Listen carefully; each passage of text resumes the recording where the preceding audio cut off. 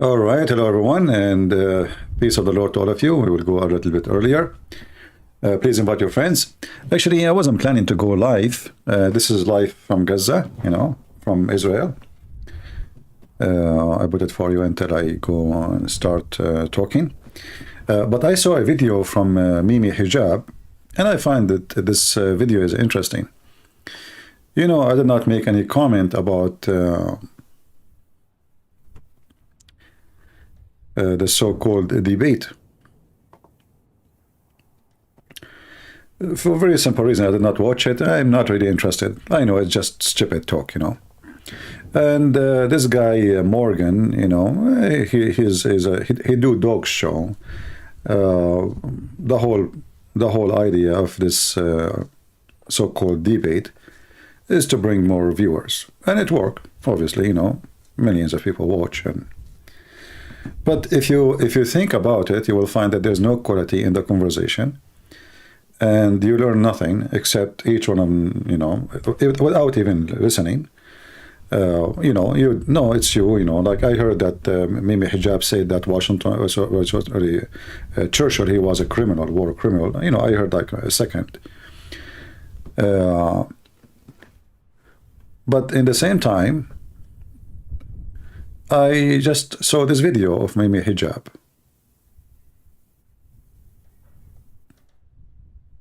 And I just saw it now. When I said to you, like, okay, thank you very much, see you tomorrow. So this is the video he just posted, Mimi Hijab himself. And this is his channel.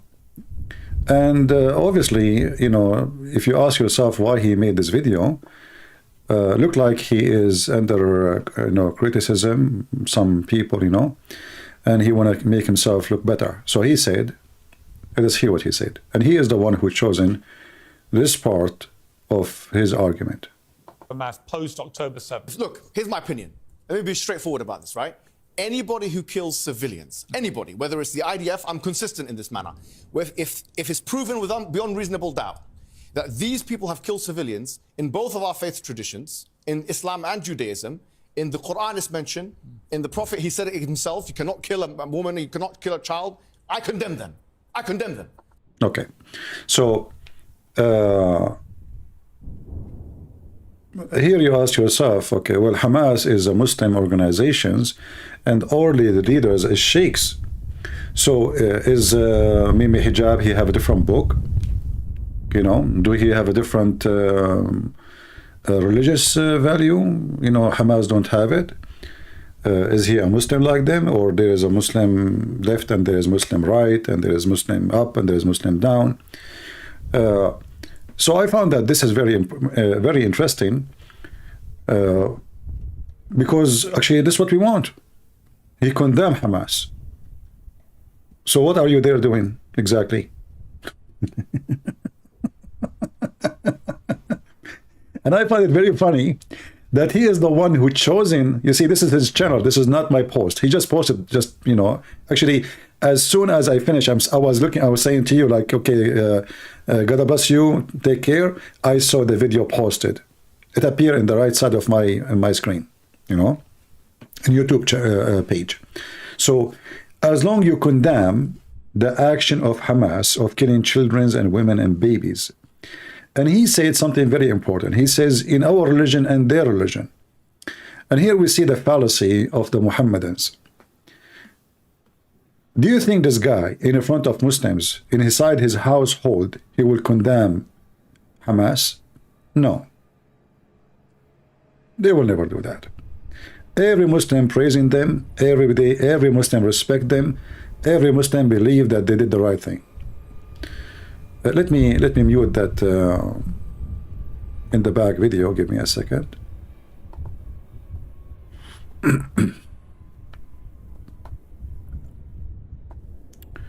We have Gaza live. All right. We go back here.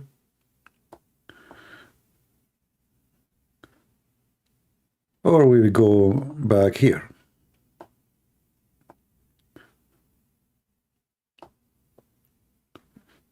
So the first thing we will ask ourselves, Do Hamas have different book? Okay, how this is against Islam, and then Hamas, they practice this, Saddam Hussein, he practiced this, Al-Qaddafi, he practiced this, every single Muslim country, they practice killing babies and children and women.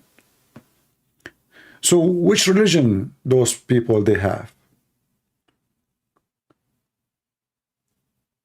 Hamas is not an organization or like Antifa, you know, they have no book, they have, you know, it's just a bunch of idiots who believe in socialism and they hate anything, you know, in their way. Even a gas station, they think it's capitalism, but yet they are desperate to fill their gas. Hamas is an Islamic organization. At the same time, it become a government, and the leaders, all of them, they are sheikhs. This guy is not a sheikh. This guy is nobody. This guy is a street boy. He become famous because of David Wood. This is reality, you know. If not David Wood, this guy will be in the street and he will be just wearing his pink t-shirt and nobody will care for him, etc. So it was David Wood actually who made him, let us say, rich. This is the handmaid of David Wood. I know some of you don't like me to say that, but this is the truth, you know. And then you ask yourself, even why this guy, Morgan, he is inviting this kid. I mean, who is he? You see, let us say he would invite somebody present in the Muslim community. Shouldn't you bring somebody as a sheikh? Is this guy, he is a leader of a mosque, he's an imam or something? Is he a professor of Islamic study, etc.? This guy, he used to bring, what his name, Yasser Qadhi, and he called him sheikh. And Yasser Qadhi called him a student.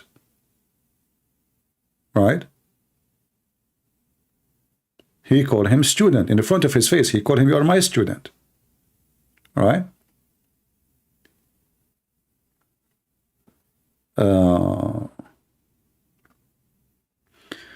Linda saying, imagine Mohammed Hijab on Piers Morgan, Christian princes still in YouTube complaining like the military leader of Israel. I don't know, Linda. First of all, if I want to be there, I can be there. Just to let you know, I was invited to a TV show in Israel and I refused many years ago. So you are just a stupid idiot. In fact, I refuse to be with anybody. And I said that many times, you know, I don't like to be in any... here you will see that he's saying this Linda, like he is a military leader of Israel. Well, if I am an Israeli citizen, I will be fighting, I will not be here. And I will be a leader for sure. Just to let you know, I was in the army for real, not like this idiot who never hold a gun. I'm a real fighter. And I've been through war. So there is people who speak about war, who've been in war, and there is people who they never have a gun in their hand and do not know what war is, but yet they school you about war. So you're an idiot like your prophet. Anyway, change your name and come back with, you know, maybe you are Muhammad Hijab. And by the way, just to let you know, Muhammad Hijab himself, when he asked the Muslims who you like to debate, they said to him, he put a list of names. They said to him, a Christian prince, he is converting a lot of Muslims into Christianity. Did he debate me? He did not dare. He hung up on me 6-7 times. So here you ask yourself, if Muhammad Hijab is there, what he was when I was calling him to debate him. The coward, he ran away. He played a tape, did you say that? Hang up on him. So this coward, he is there simply because the person in front of him, he do not know anything about Islam. And they will speak about politics. Nothing, no proof, no reference, no agreement. Same time, name for me one Muslim he condemned Hamas. The only one who condemn Hamas is those who oppose Hamas. What does that mean? Mean they are fighting over power or they are fighting the Muslim Brotherhood, like the Saudi. The Saudi, they listed Hamas as a terrorist organization a long time ago. But not because of their Islamic view, but because they are trying to take over Saudi Arabia. The same as Al-Qaeda, the same as ISIS. And in fact, Osama bin Laden and his fighters, they were sponsored by Saudi Arabia for a long time. They collect donations from the people, from the public, in the mosque, in the stores, everywhere. And then they send them to the Mujahideen in Afghanistan. And who is the head of the Mujahideen? Osama bin Laden. The day Osama bin Laden, he starts speaking against the royal family in Saudi Arabia, suddenly Osama bin Laden became a terrorist. But all his life, he was not. In fact, Khashoggi, the one who was killed by the Saudi intelligence, he was a Saudi intelligent in Al-Qaeda. Surprise, surprise. And this is not a secret. This is all over. The information is there. So the Saudi, they were sponsoring the terrorist because terrorism is the religion of Islam. But the second you speak against the royal family, which is not royal, a bunch of Bedouin, suddenly him, Hamas, Muslim Brotherhood, all of them, they are as terrorists. So now Hamas and Muslim Brotherhood, because they are the same party, they are wanted and they are forbidden, and they are forbidden from practicing anything in Emirat, Bahrain, Syria. You know, by the way, they have an office for them in Syria, but you cannot practice in Syria, which means the Syrian, the same as the Iranian, they use them just to control, you know, the same as Qatar. In the same time, we see Muslims in the West, they hate each other and they disagree with each other about everything regarding Islam. Like this guy, Mimi Hijab, he have a whole channel, it's just to, you know, to bully Muslims. Him and Dawah. In fact, he is so nice with this rabbi compared to how he act with Muslims. With Muslims, he bullied them badly. He speak about their women. He speak about their wives. He speak about their children. This guy is a very, very evil bully man.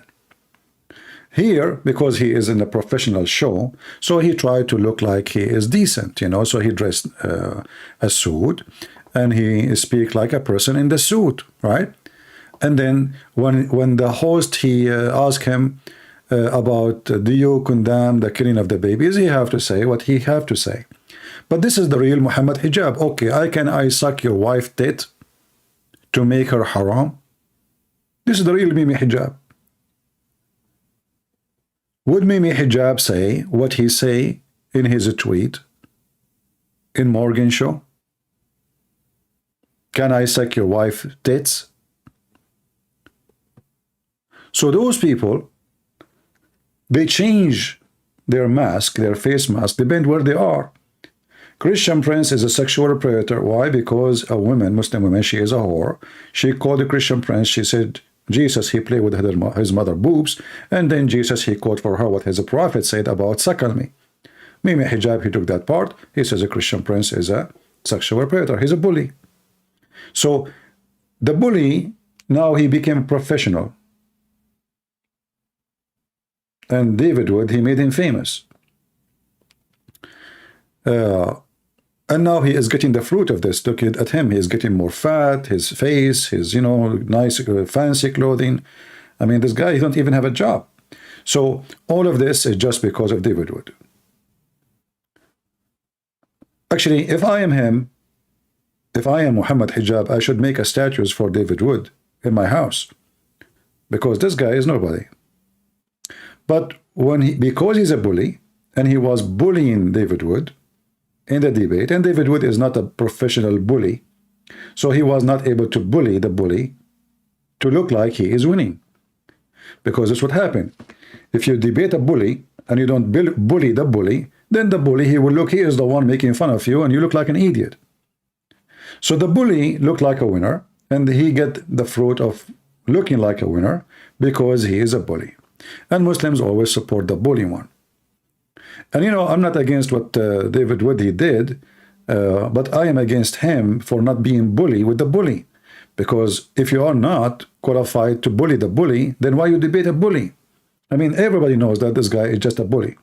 So you go in the stage and you want to speak as a professional with a bully, you will look stupid. Imagine I'm talking now to a kid and the kid, he keep putting his tongue out to me. People will laugh at who?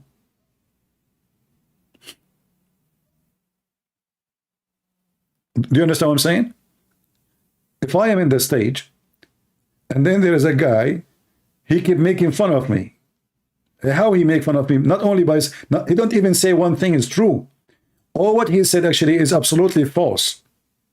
And this is why he get upset from me. I made videos, refuting his lies about what he said to David Wood. But David Wood, instead of answering and getting him busted in the moment, he went home, he took 2 weeks, 3 weeks, and then he started making videos about what. So the bully, he got the fruit right away. Dawah, he came online, he says, brothers, sisters, there's many people are leaving Islam. We are the one who defend the faith, and it's not even donate to us. And here is the fruits of the debate. So, and then his channel pushed from somebody have like 50, 60,000 to somebody overnight, he have 300,000. This is reality, we are not making things up. This is why I say, for Christians who they claim that they can debate Muslims by speaking in a nice way, I say to you, you are an idiot. You speak to a nice person in a nice way. This is the rule. You speak to a bully person in a bully way.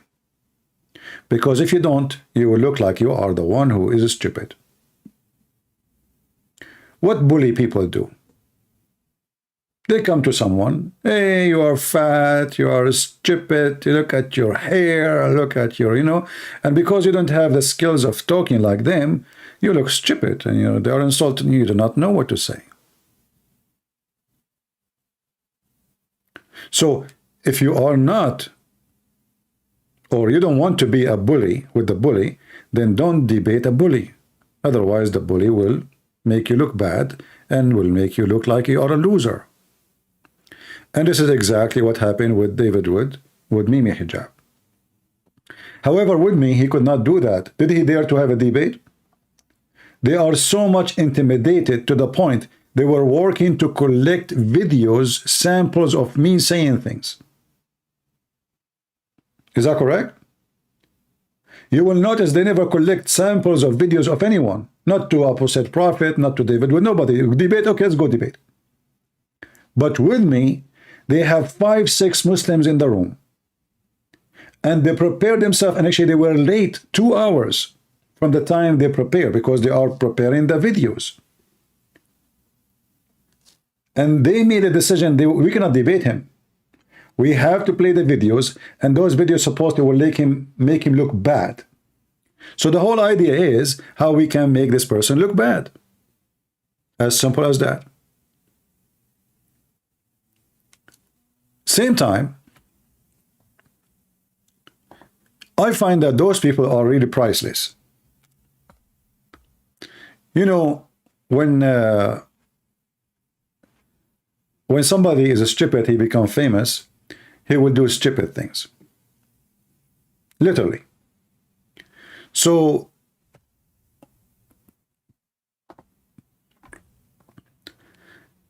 if I go right now to the channel, he have a channel in Facebook, a channel in YouTube. He have other channels, those are not the same one. This is not the same one we're talking about. The channels in which he bullied the other Muslims. You will notice that England, the Muslim in England, they are in chaos. They are in chaos to the point they are beating each other. Literally. Like we saw in the other day, a guy, his name is Shamsi, and 3, 4 guys, Muslim guys, they beat the guy. And actually they come from his back. I saw the video, very cowardly behavior, but that's Muslims. And they did beat the guy. And then Shamsi is making a video, and then really Hijab, he claimed that he is the one who is the hero. He says, we warn you. But you don't dare to say, I am the one who sent them, because simply he's not. But he want to make himself like he is the one sponsored by the Muslims, and you are not. So not only they bully, they try to cause physical harm to their own fellow Muslim. And this is why I believe that those are really priceless. they divide the Muslim community in everywhere. If you remember Larry Dawah, when he made a video bullying the guy, the other guy, and he called the video, this guy, you know, he support Israel. Do you remember? Let me see if I can find it for you. We just played it, you know, 2 days ago.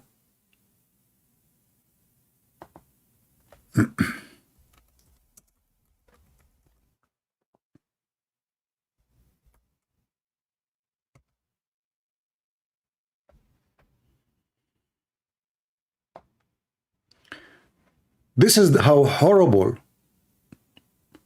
their situation is.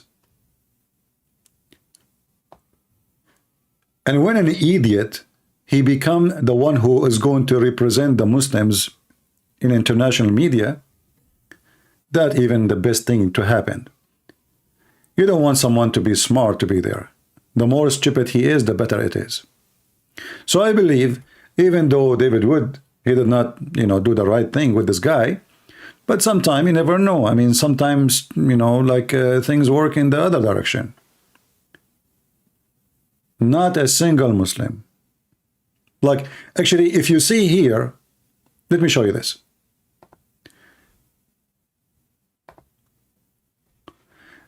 This is the video which he posted, and this is the Muslims' comment. XX Steve saying, if you don't want to end your career, don't debate with Mohammed Hijab. And obviously, anyone who debate Mohammed Hijab, he loses his career.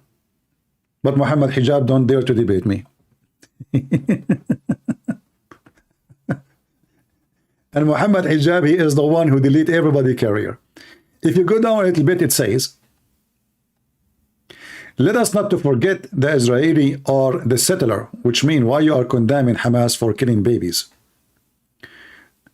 The Muslims in the text, they don't understand that this guy is just practicing taqiyya.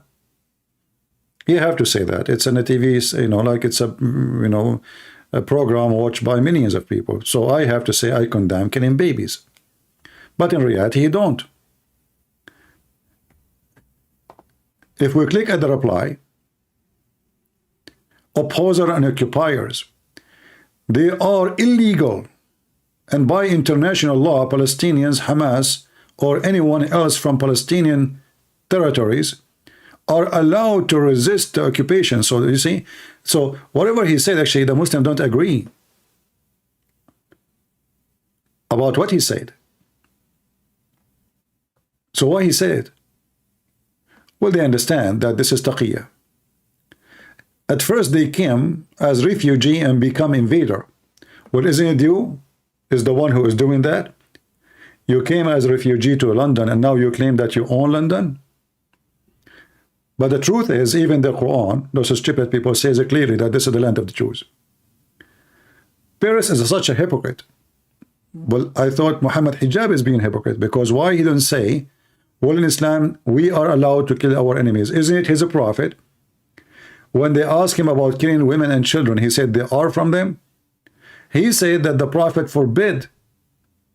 And then if you go and read the Muslim books, you will find that the prophet forbid killing the women, not because if he forbid, but because those are going to be our slaves. Why you want to kill them? However, if it is a necessity, you kill them. Children's and women, they are taken as sex slaves and slaves for sale in the market. So Muhammad, he liked to protect his product as long it's valuable. If it's not, kill them.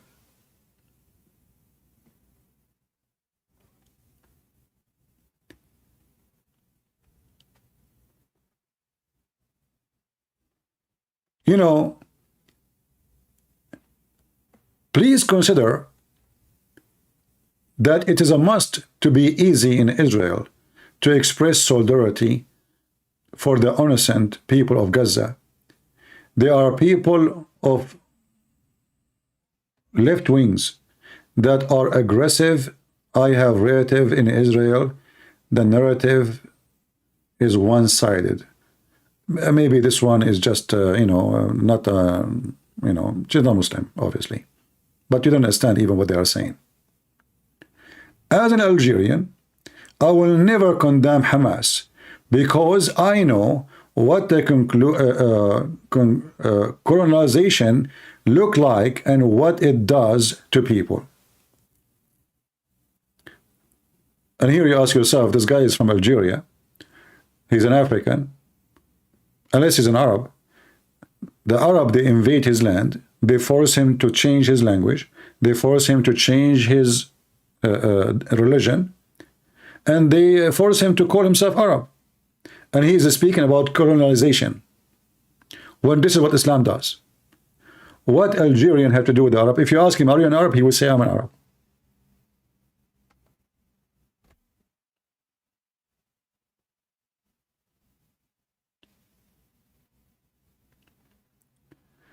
Here it says, a real man of consistency and a single standard man hijab. But isn't it Muhammad hijab in the Deen show? He says, the Prophet, he said, actually he said that in the speaker corner, maybe if you can find me the video. He said, the Prophet says, if you don't convert to Islam, I've been commanded to kill all mankind. Unless you are a Muslim, you will not be killed. This is the same guy.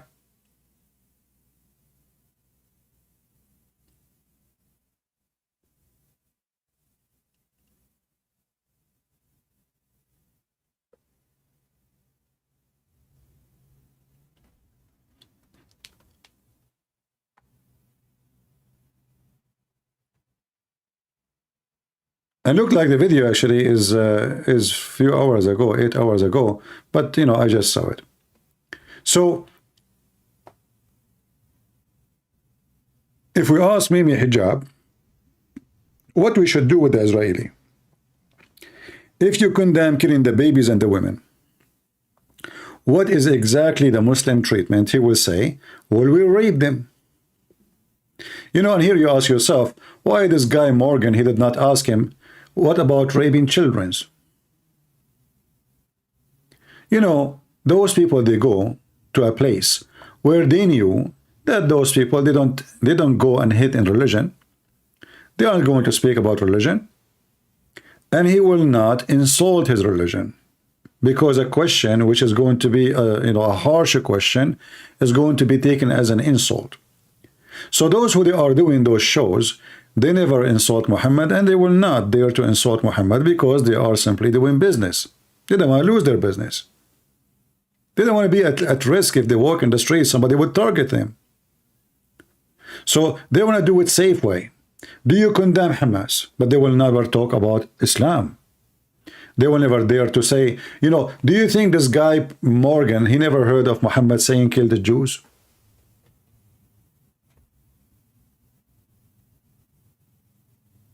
Why Muhammad want to kill every Jew? At that time, there was no Israeli state as a state. It was under the occupation of the Roman. Do you think Muhammad will say to him, Muhammad, he killed every Jew in the Arabian Peninsula? Why he killed them?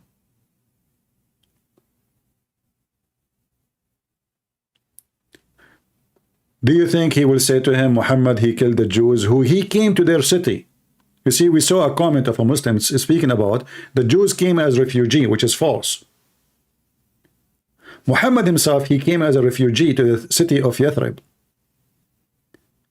And what Muhammad he did as a refugee, in the beginning he came with a few Muslims, and then they start bringing more and more people to join him from the Arab. Remember, Yathrib is not an Arab city. The majority are the Jews.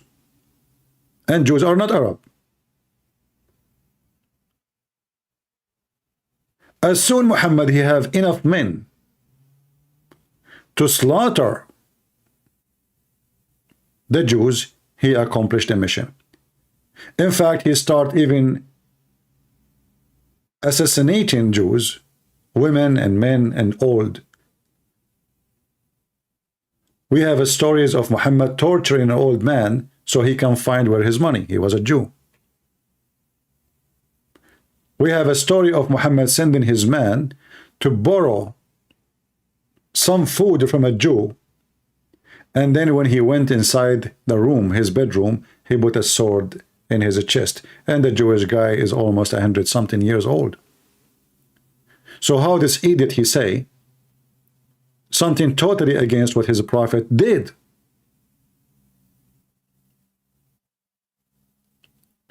And this is why actually he is here. He is here because he knew that the person in front of him, he have zero knowledge of it. They study the person. They study who is the one who is going to debate them. If the one who will debate them is very well educated in the topic, and he knew a lot about Islam, Mimi Hijab will never be there. In fact, just a few weeks ago, they asked him to come to the same show, and they told him the guy will be there. His name is Rashid, brother Rashid. He's an ex-Muslim. What Mimi Hijab and Lily Dawah, they said, they made a video saying it was a trap. Is that correct? It was a trap.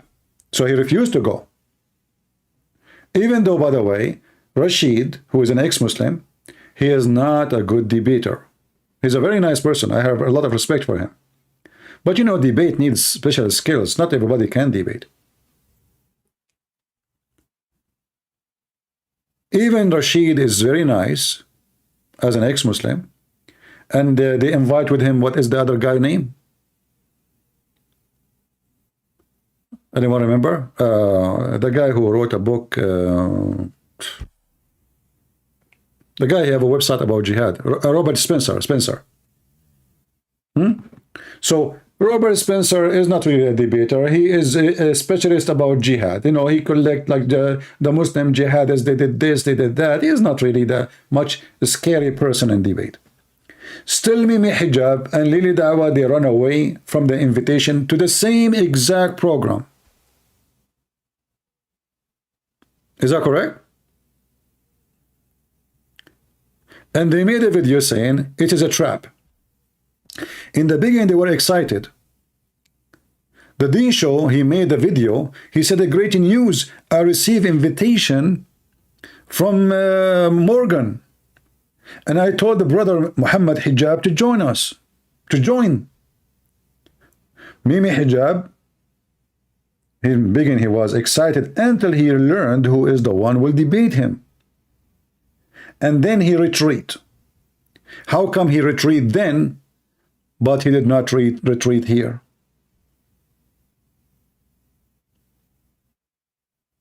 Are you with me?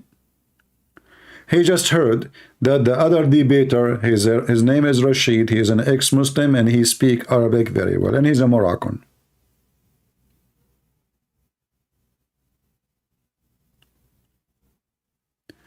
But here, Muhammad Hijab, he have the guts to sit next to this rabbi. He did not know anything about Islam. I did not watch the debate, but you tell me, did the rabbi says to him anything about Islam? Did he quote for him the Quran? Did he quote for him Muhammad? Did he say anything? No, I don't think so. So they are so good in debating someone he know nothing, or someone he is going to read from his computer, like what happened with David Wood. This is why, for me, I refuse formal debate. Because formal debate, in the way they do it, is they choose a topic, and then 5 minutes for you, 5 minutes for him. That is not a debate. Here, this is that dog show. This is not about this is just a guy. The one who is moderator, he switched the topic as he wished. He changed it, okay, let's go to this or no, okay, let's stop here, let's go, let's ask this question. He changed as he wished. This is why it's not a debate. We can even change the whole topic if you want. The moderator is the one, because this is a show, this is not a debate.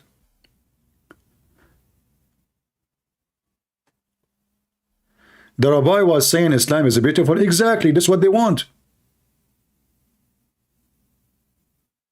You see, that's mean the rabbi is an asshole. Excuse me. So somebody just told me, you see, I told you I did not watch the debate, but somebody said that the rabbi was saying Islam is a beautiful religion.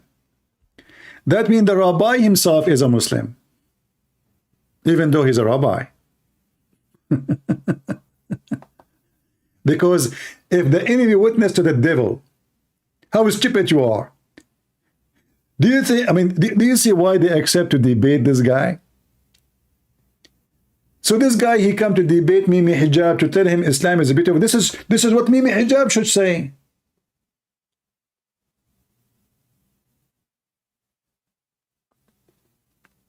Are you with me? This is supposed to be the job of Mimi Hijab to say Islam is beautiful. And you are telling me that the rabbi is the one who said that? So what is the rest of the debate for?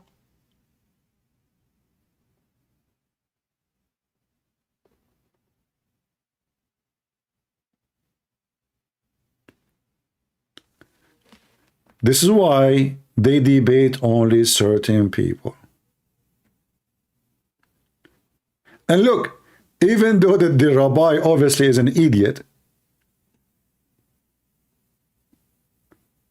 still Mimi Hijab, he had to condemn Hamas. So what we accomplish in this show? I condemn Hamas. If they kill babies, it's proven they kill babies. Do we need to prove it? Even Hamas, they say that with their mouth. Even Hamas, they recorded themselves killing babies. In fact, all the videos they have them about killing the babies or killing women, it was recorded by Hamas. All of them. The stupid Hamas, they have a GoPro in the top of their head. And later when they are shot by the Israeli were able to take this film and use it.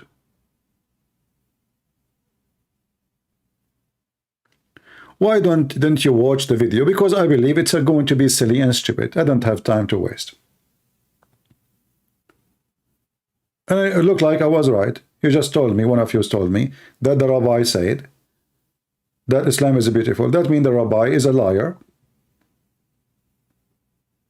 He's a politically correct, or he's ignorant. Each one of them is a disaster. And that's mean that Morgan, he invited somebody, maybe in purpose, to make Islam look better. Or maybe he is desperate, he could not find somebody to present the Jews, so he invited this guy. But you are telling me that there is a debate, they are invited to debate Muhammad Hijab versus Rabbi Shamuli. I changed his name, Shamuli, you should call him Salami then. On Palestine, Israel. Why the rabbi did not say to him, okay, you see, if the rabbi, he went and he checked a little bit in the internet. Let us say, you know, I'm a rabbi, I don't know much about Islam, okay.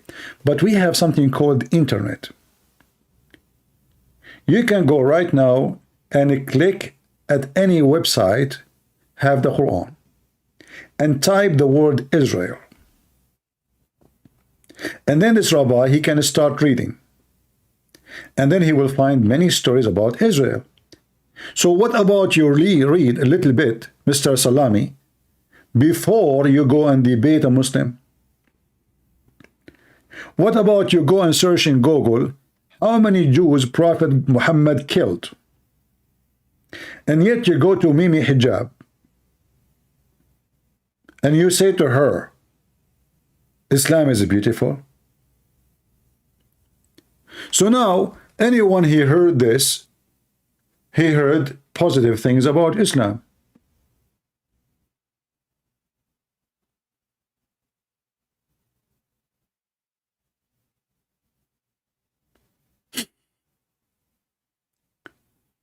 So what was the debate is about? I'm going to open my Skype, even though it's getting really so late for me. But if there is any Muslim would like to make a comment about Mimi Hijab condemning Hamas for killing children and babies, and you tell me if you back up what he say, or you believe he is just being practicing taqiyya, which means being hypocrite liar. Either you agree with him or you condemn what he's saying. My Skype is open.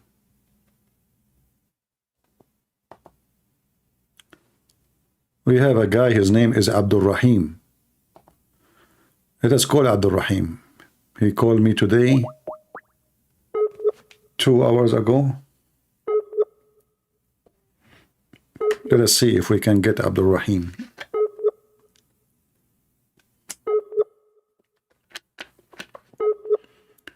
Maybe Abdul Rahim is not available, or he is not connected to the neighbor's internet. Because as you know, Muslims, they don't steal internet, neither electricity. By the way, people of Gaza, they never pay for electricity. They never pay for water. They never pay for internet. And then you ask yourself, who is the one who give them the internet and the electricity and the water? So we want to kill the Israeli, but we take electricity from them. We want to kill the Israeli, but our internet, which we use for terrorism, is from them.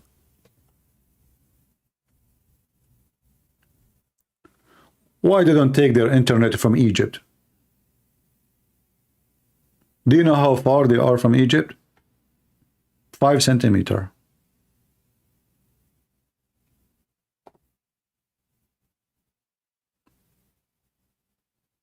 Right? Why not from Egypt? Fear Allah and His slaves. Islam is bees. You know, just to remind you, Allah in the Quran, He threatened my people, the Arab Christians, long time ago, and He told them, if you don't believe in Allah, if you don't fear me, I'm going to erase your eyebrows and your mouth and your face, and I will make it backward.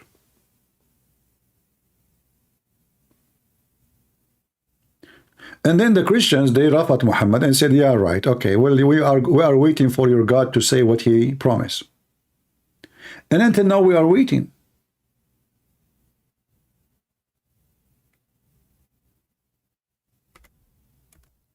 So, if you fear Allah, that's because you're a donkey. Your God Allah, at least He could not keep His promise. He threatened the Christians and the Jews, not only the Christians. And by the way, your God is so stupid. Still, He called us the people of the book. Yet we don't believe in Him. So He agreed that we have a true book, yet we don't agree on Him. And yet you think we're right, because that's what it means, people of the book. And the translation is false, by the way. It says, you who been given the book. That's false. It says, people of the book. Actually, no. Actually, this verse, it says Utu. He's right. It says Utu. I just saw it. All right. Believe in what we have sent down, confirming what is with you. So the stupid Mumimi Hijab, he keeps saying the Bible is corrupt, but the stupid Quran says confirming what is with us.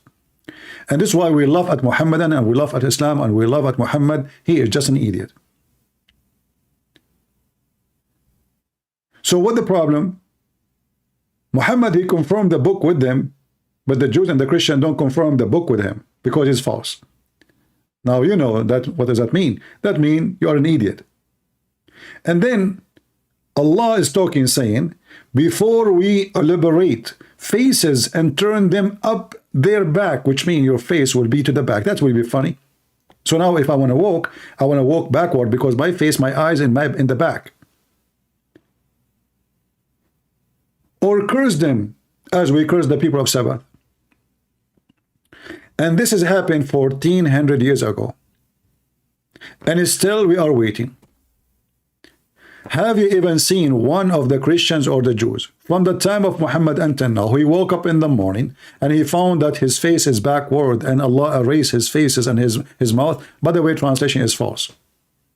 Not Masood mean we are going to erase everything in the face. So you will have a face, but there's nothing there.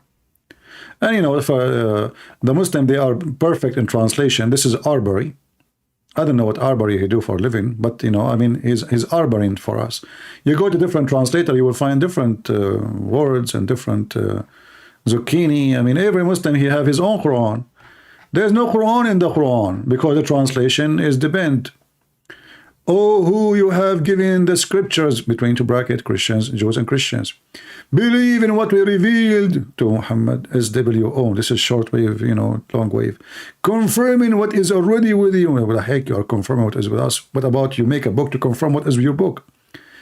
Before we efface your faces. What does that mean? By making the back of the neck without nose, mouth, eyes, etc. I like that, etc. by the way.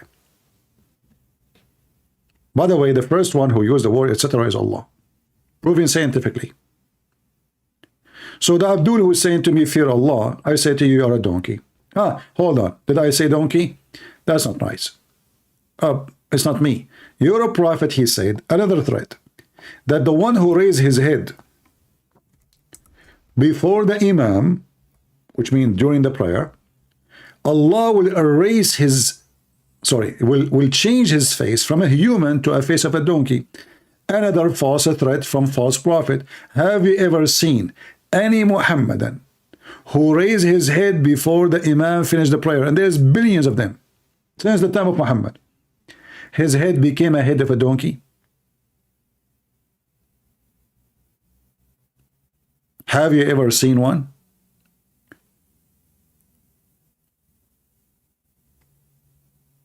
So what this threat is about? And why Allah want to make the head of somebody, he is praying, he is supplicating to Allah. By mistake, he raised his head up. He didn't see, because you know, when you put your head down and your ass is up and there's a guy in front of you, you see nothing. You don't see even the Imam. You see an ass of a person. So the guy, he raised his head up, and now the penalty for raising your head before the Imam is making your head the head of a donkey. I mean, obviously Muhammad is a smart donkey. And why I say he's a smart donkey? Because the people who follow him are donkeys, but they are dumb to believe in such a thing. You see, your God will not make people donkeys, head of a donkey, for rape, for theft, for killing, but he will make your head the head of a donkey for raising your head. And you are a Muslim praising Allah a second ago. You are not even, you are in the moment you are praising Allah. Just because you left your head up, he will make your head the head of a donkey.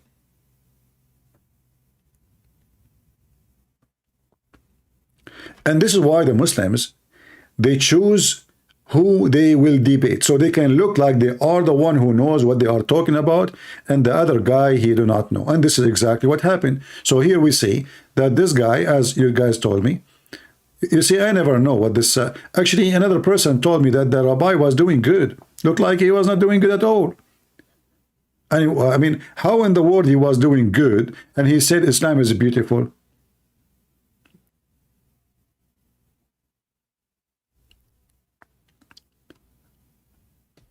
Those are false rabbi.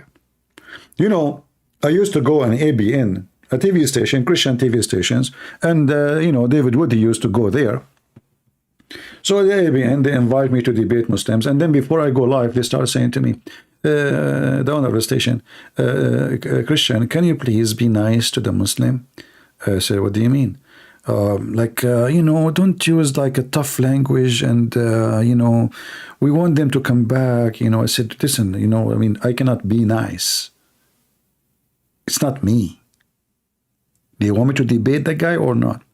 You say, yeah, we want you. No, we want you actually. But like, can you, like, you know, hold yourself and like, you know, don't go all the way with him. Like, don't just bunch hard. Like, you know, can you make it soft? I said, do you want me to finish the guy, or you want me to give him makeup?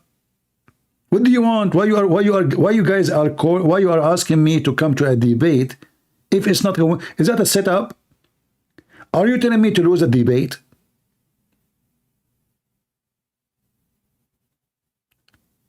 And this is why I can go actually, you know, even those email is long time ago, but maybe I can find it. I sent them an email, said, don't ever contact me again. ever.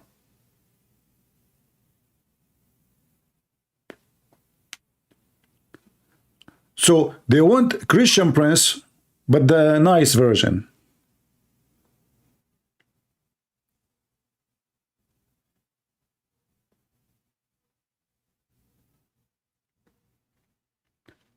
When I debated this guy, the head of the Muslims in USA, the Muslim Shia, Al-Husseini, who have 4 interviews with Fox News, they told me, this is not our agreement. I said, I don't know agreement. I never told you, you know, you told me, you asked me for it. I said, I cannot do it. He said, but you were really so tough on the guy. You know, I said, just don't call me again.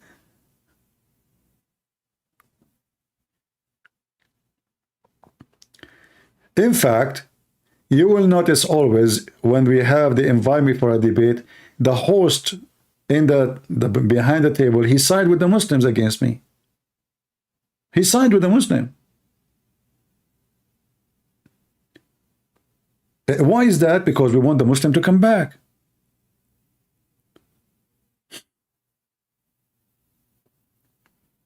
So I told them, never call me back again. I don't want to be there. You don't tell me what to say and what not to say and how nice I will be. I will never be nice. I cannot be nice with the devil. All what they care is just to bring the devil again because they want to run a show. And that's why I say there's a huge difference between business and mission. In a mission, you care for the truth. In a business, you care for having a show. But if they are smart, actually, they should be happy to have me because simply that will make more people watch and see what happened.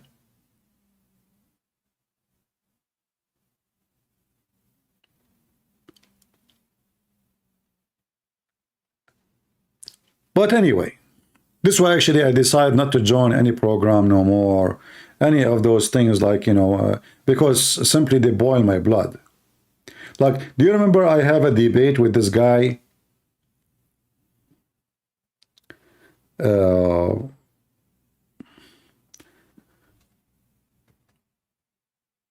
guy who was killed, yeah, Rashad Khalifa, you know, his assistant, he was killed, Prophet Rashad Khalifa. So his assistant, which means the one after him, I have a debate with him, I forgot his name.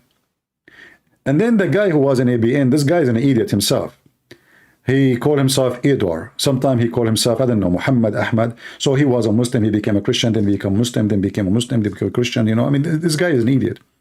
So during the debate with this guy, if we can call it a debate, suddenly this guy, Edward, he told the guy, okay, he is going to go. Like, what the heck? So what we would do now? I mean, what you are saying? What? What is going? So they told me they have a debate. They brought the guy because I was not nice to the guy. I walked the floor with him. They told him, you can leave. You know, he's not being nice. To make him escape the humility. Yeah, something like that, Edward, whatever his name. A weirdo man.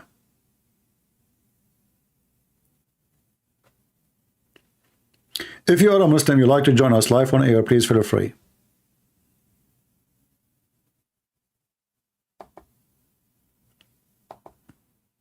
If you are a Muslim. Don't worry, Allah will support you.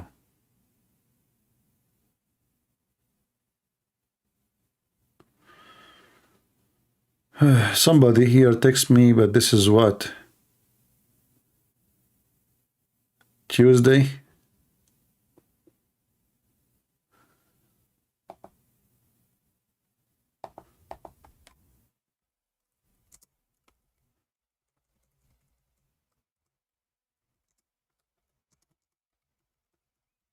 His name is Mohammed, but let's ask him if he is a Muslim.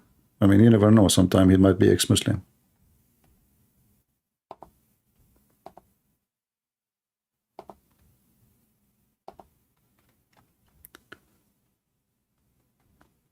All right.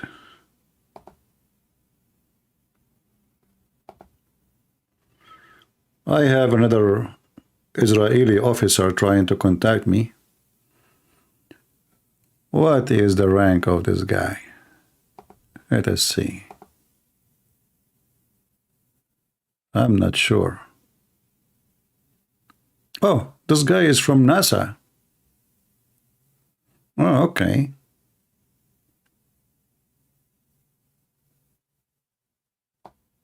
I see here, I will not show his face. I see here NASA, and you see the Israeli flag. All right. So maybe he is like sent from Israel to NASA, I don't know, something like that. He have the Israeli flag in his right and the American flag in his left. All right.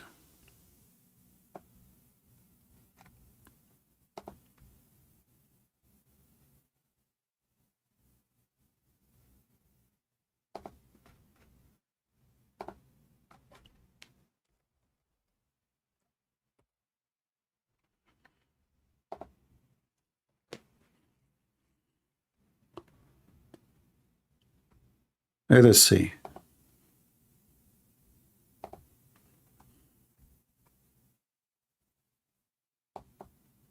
I'm just looking at the messages to see if there is any Muslim.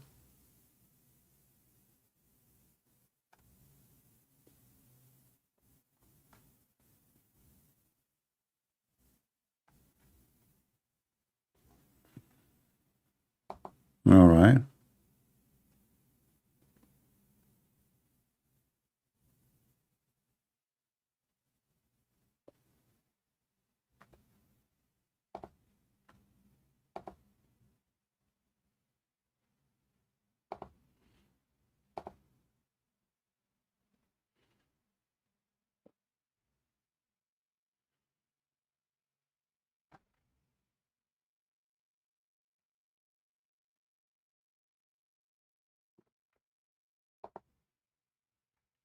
You see, I have tons of messages, but I don't see any of them is useful, really. We are digging to see if there is any Muslim. Until now, I don't see any.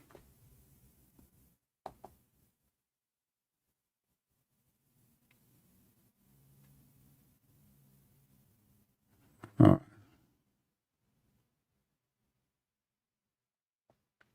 I see messages saying to me, you're inspiration.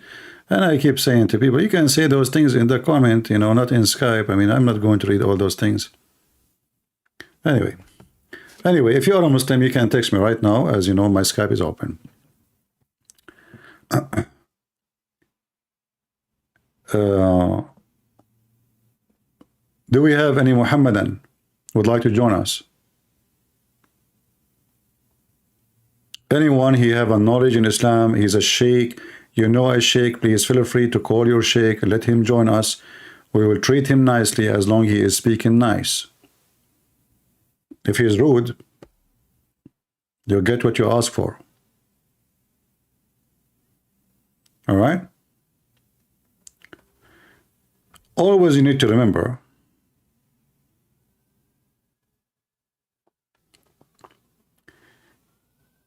that treating people nicely or kindly is something very good. Absolutely. Regardless of their religion. But when you treat someone is rude, say he insults you, like the Bible says to us, if somebody, you know, hit you in your right cheek, give him the, okay, that's very amazing teaching from the Lord, right? But you need to remember that Muslims are different kind of people. And why I say that? The Muslims, they've been taught in the Quran that the reason the Christians are nice and kind because Allah curses us. Not because you are nice. So what that will do? When a Muslim, he insults you and he bully you,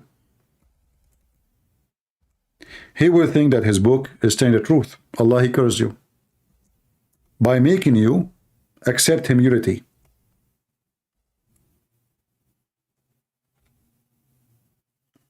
Do you understand? He will say, oh, okay, Allah, he cursed them, he make them like live in immunity. And now when we insult them, because Allah cursed them, they don't answer.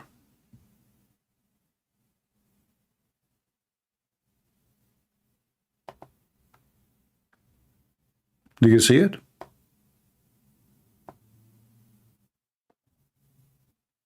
So Muslims, you have to treat them differently because they understand your kindness as a weakness, as a curse from his God. Are you following with me? This is a chapter 3, verse 112.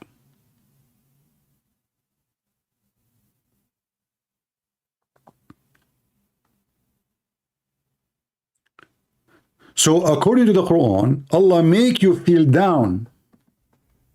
So when the Muslim, they speak to me, they say to me, how come you are not like the other Christians? Is that what Christ taught you? So you, when you are nice, they make fun of you. They bully you. When you are not, they ask you to become nice. When you follow Christ and be kind, they make fun of you, and they make fun of your Jesus, and they make fun of your Bible, and they humiliate you.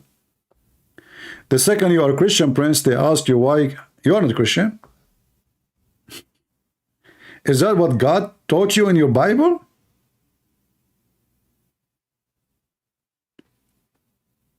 Suddenly, they want you to be Christian again. Because this is not the Christian they like. They like the Christian who they can spit at his face, and the Christian will not return the insult.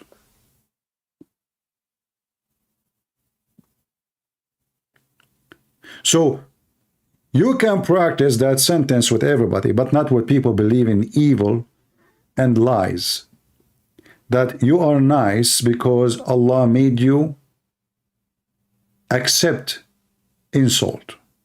Because Allah cursed you.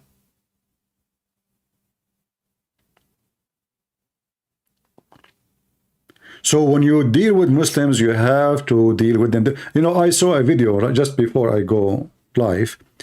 Muslims and like supporter of so-called Palestine and Jews, and they are shouting. I said to myself, if I'm there, I'm not going to shout. I will have a sign insulting Muhammad, and you will see they will go home. Why you are wasting your time? Nothing will hurt their feeling and make them really, look bad, except saying something really, really true. Like what about printing a sign, says Muhammad, Aisha, she said, the Prophet, he effed me when I was 6 years old. What about making a cartoon of Muhammad, a picture of Muhammad saying, I'm going to kill every Jew? Or what they do, two people on the side of the street, free Palestine, free Palestine, and the Jews on the other side, or supporter of Israel. You are fascist, you are Nazi, why you do that? Don't waste your voice. Hit the head of the snake. The head of the snake is Muhammad. Nothing hurt as long you are not insulting Muhammad. If you are not insulting Muhammad, who care about Hamas?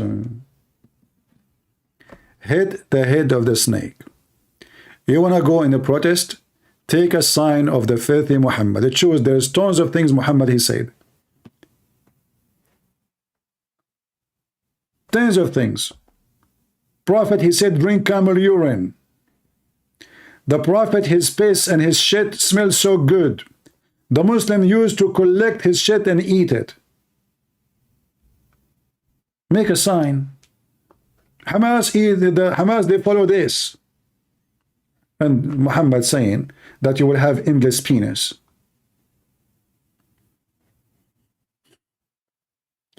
Don't you think a sign, a big sign, it says that the Prophet Muhammad, he said to Hamas, if you do jihad, you get endless penis? Don't you think this will be the biggest humility for those who support Hamas and support Muhammad?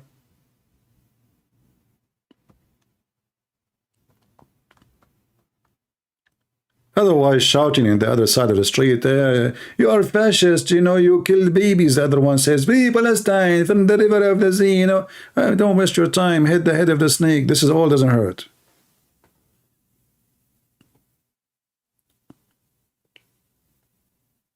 You want to hear it? Do it right.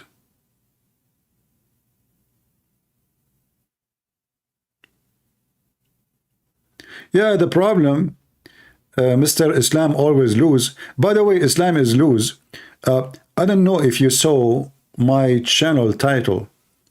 Your prophet, he said, because your name is Islam always win, right?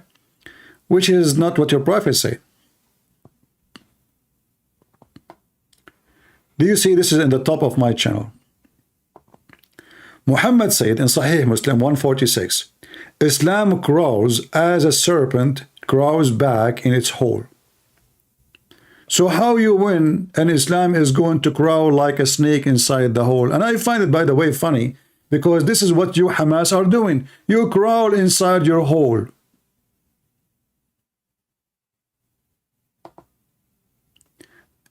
By the way, Islam is winning, but the Israeli took almost all of Gaza back.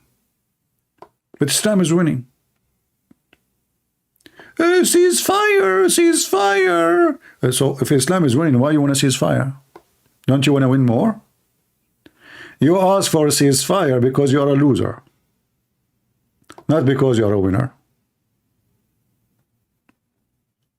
And by the way, did you see the tunnel under the hospital? Here we go. Do you remember when they said long time ago there's a tunnel under the hospitals, and Muslim they say it's a lie, and they have interview at Jazeera, they have interview with doctors in the hospital, they say this is absolutely false, they are just trying to hit the medical centers, blah blah blah blah. Here we go. The tunnel is there, and today they took many journalists to visit the tunnel. You know what? Soon we will open a casino there. It's called Hamas Casino, Tunnel Casino.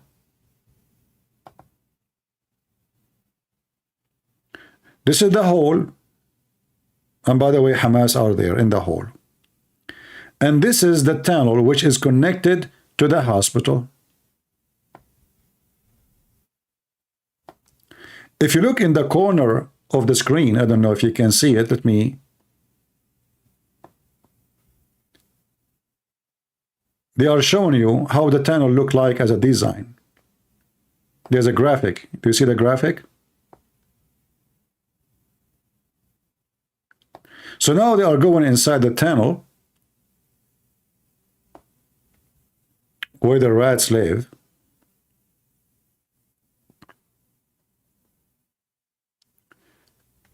If I stop here, actually, sadly, when I click at the video to stop it, it make, oh, hold on.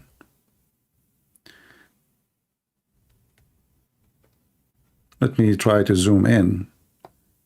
Here the graphic in the corner, but when I click at the video, maybe if I go back, let us see this, and I play, then you can see it better.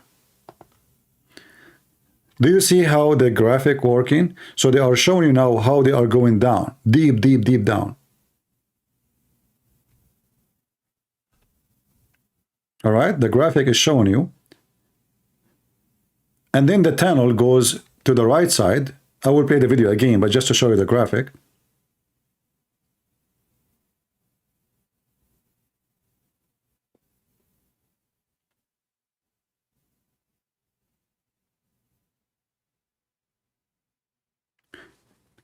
The tunnel keeps going all the way until it goes under exactly the hospital.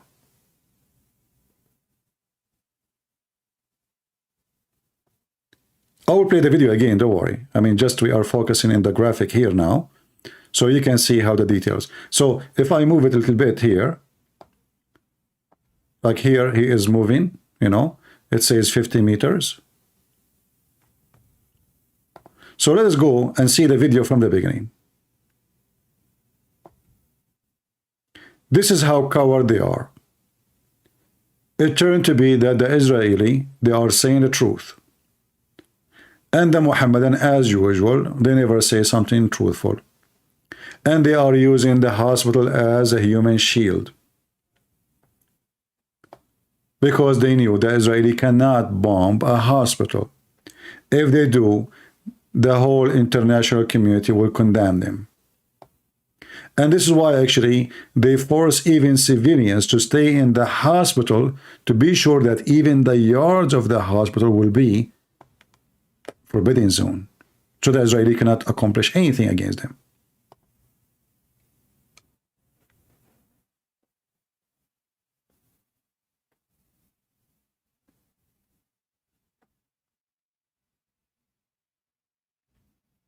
And now they go down.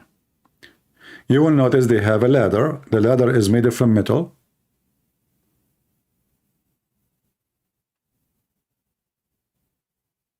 And it's very deep.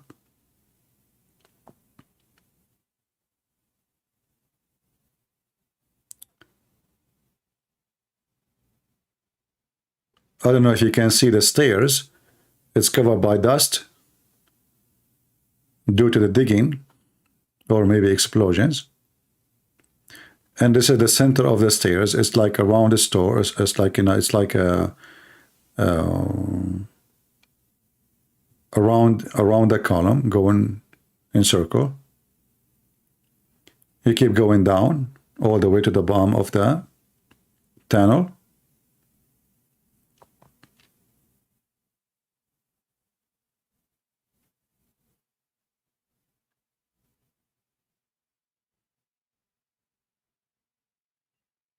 And now we are in the tunnel. And by the way, they are not done yet. They reach all the way to a door. But they did not open that door because they are afraid that there is a trap, like a bomb if you open it. So they have to find a way to get in without going through that door, because they don't want to open the door. I mean, they can explode the whole thing, but they wanna use the tunnel as a proof. They don't want to destroy it. Same time, they want to see what is behind the door. It might be something important. See, this is a door which is, here you see firing hole, which means there's a hole. You can shoot from it in case of you want to shoot at somebody. So at the end of the tunnel, there is a door. Let us go back.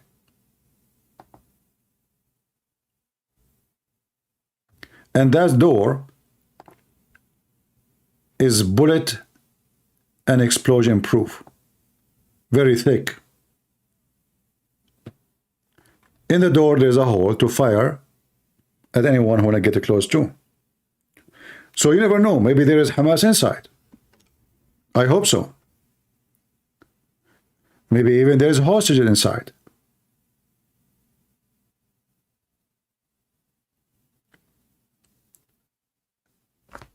This is from, you know, yesterday. We do not know. Actually, you know, the CNN, he went during night, which is a few hours ago. So I think still the door is still closed.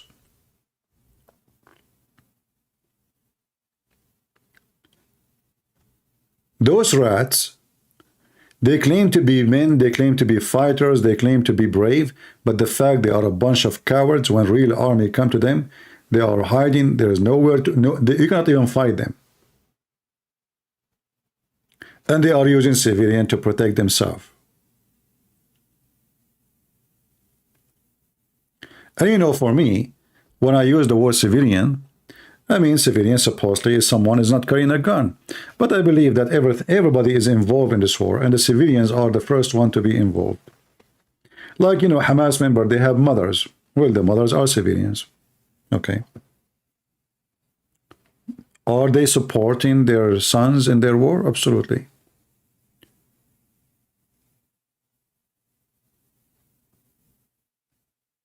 What about their wives and children? They support their daddy? Yeah, absolutely.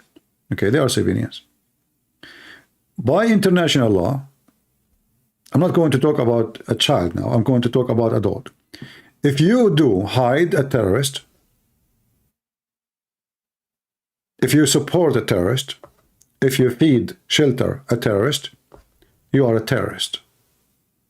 Is that correct?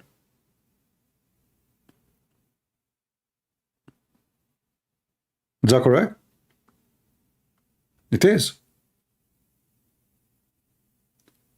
Even if it's not a terrorist, if you shelter a criminal wanted by police, and you know he's wanted, you are accomplice in the crime in any country.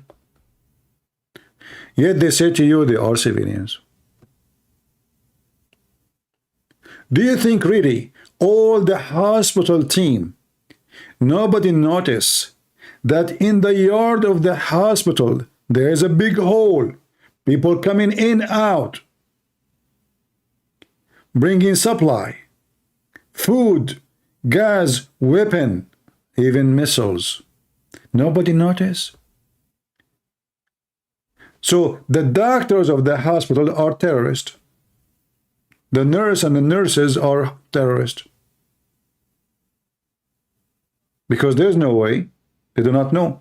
In fact, they found in the hospital an old, I think it's a woman, 60-something, 65, 67. She was executed in the hospital. Do you think that all those people there, nobody noticed, nobody saw, nobody heard?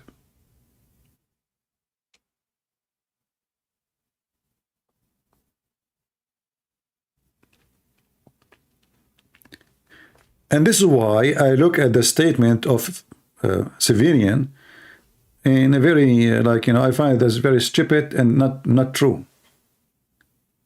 But, we are in a time where everybody is hypocrite, everybody, is politically correct.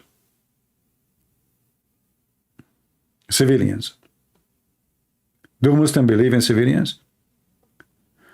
When the Assad, when Saddam Hussein, when Erdogan, when all of them, they were bombing cities. Did Erdogan remember that he have there's, if I go right now, I can show you the tons of videos.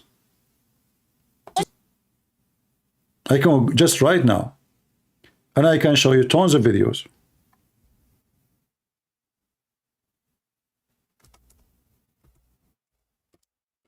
Bombing massive, in a massive way, with no mercy, towns and cities.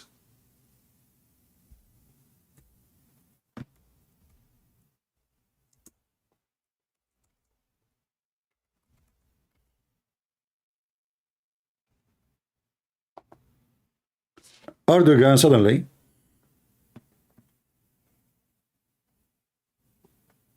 he cared for civilians.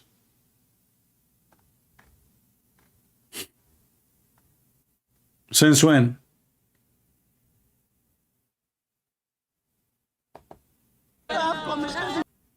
Those are the Kurdish.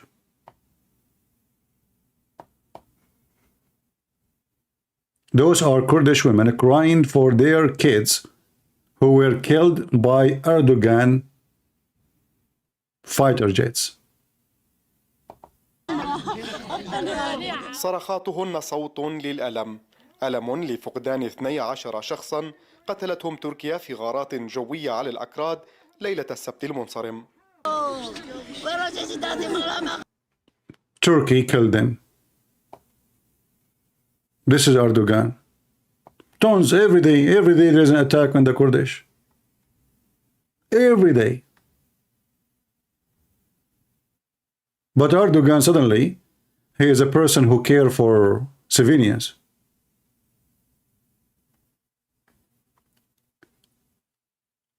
Why none of the Muslims goes in the street strike against Erdogan?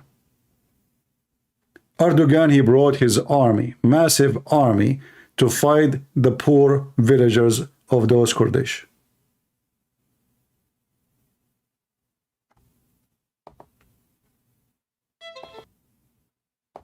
I can show you tons of videos.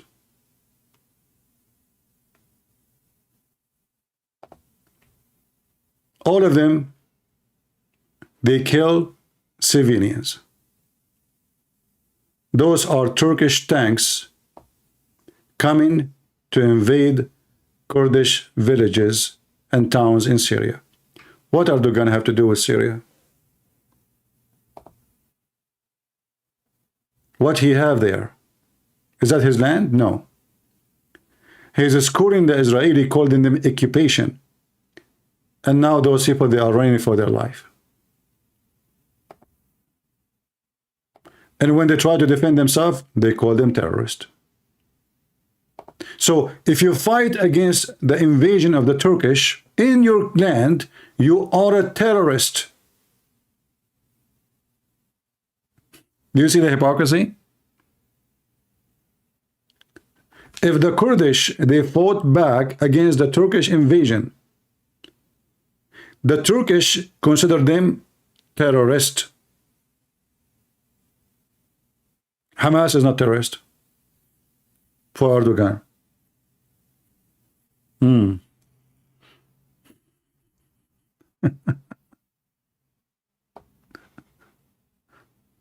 Yeah, welcome, you know, what you can say. Saddam Hussein, he killed tens of thousands of Kurdish by using chemical weapon. Have you ever seen one Muslim in the street striking? Never. Never, ever. The only one who protests for the Kurdish is the Kurdish. No Muslim protests for them. And by the way, Lili Dawah himself is a Kurdish. Have you ever heard Lili Dawah speaking about freeing the Kurdish land from the Turkish? He will not dare. He's a coward.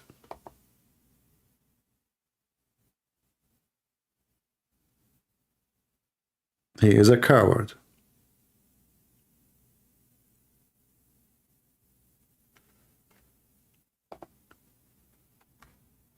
All right, look like we don't have any Muslim.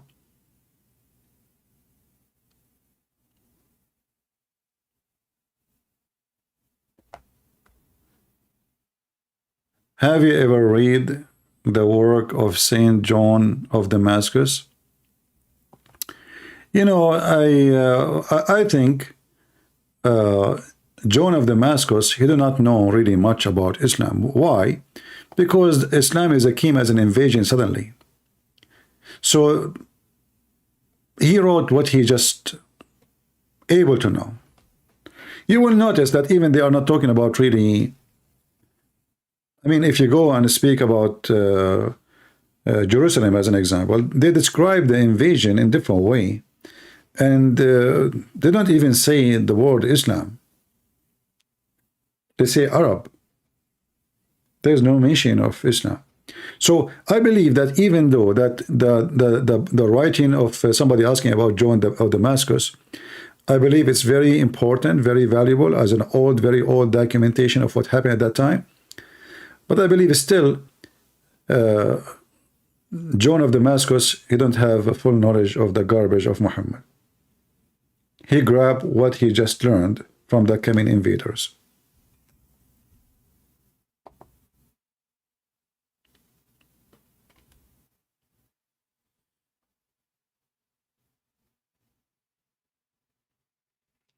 All right, anyone have a question?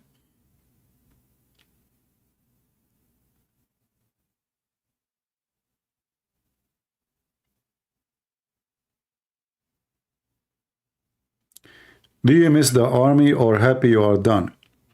You know, I am not really a person who like to be in a army command because somebody always have to give you an order. But being in the army is something very important because you learn a lot of things. So I believe for any man, it's good for him to stay for a period in the army because it teaches you a lot of experience, skills, things is necessary for life to learn. It makes you a different man, you know. However, I don't like to join the army, not now.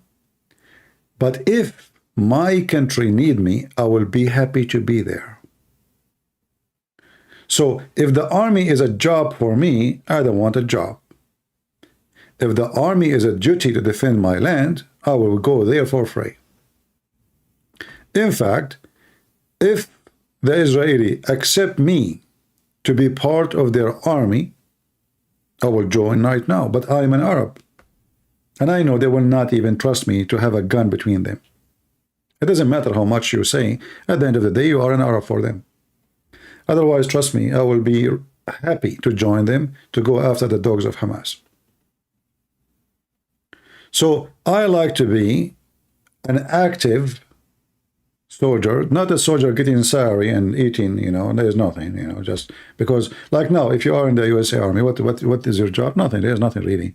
I mean, they give you a mission, yeah. I mean, you go to Iraq, you go, but there's no war. I joined the USA Army when there was war. I did not join when there was nothing. And there's a huge difference.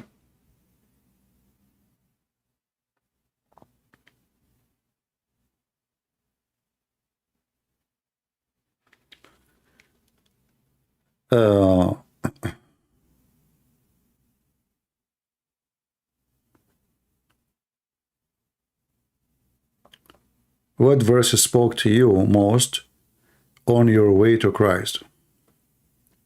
You know, I hear those like questions, but you know, I don't want to be like, I mean, your question is a very nice question, but I find it not right. Not right. Because, you know, when you are a living human being, you are a living human being. You are not just a piece of rock and only one thing will touch you. You see, when you are a person who, like, let us say you are a rock and the rock is not moving. The rock does not have a choice what is going to touch the rock and what part of it is going to be exposed to the sun. So there's a side of the rock is touching the dust. The side of the rock is in the air and the sun. And then we try to find out which one is more effective or affecting the rock. Is it the dust or it is the air? The rock is a rock, have no feeling. It doesn't even recognize the dust, neither the air, neither the sun.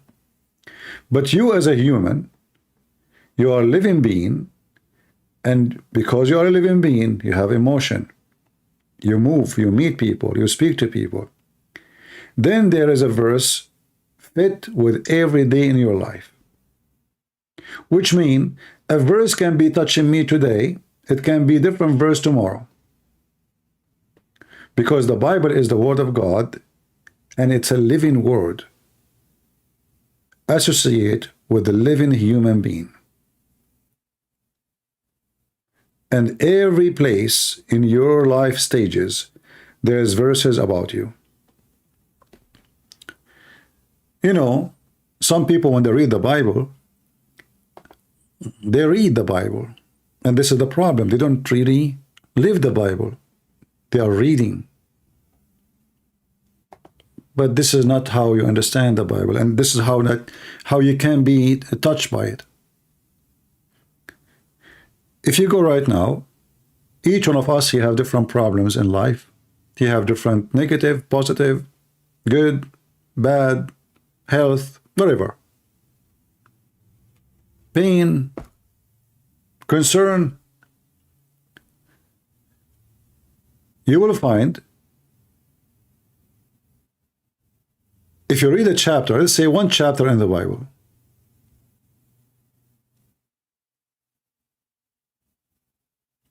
you know what? I will do something.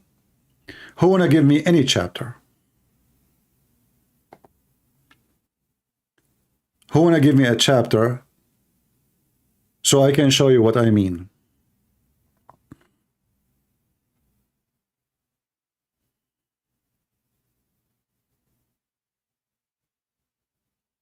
Anything of your choice. I don't want to choose something I choose.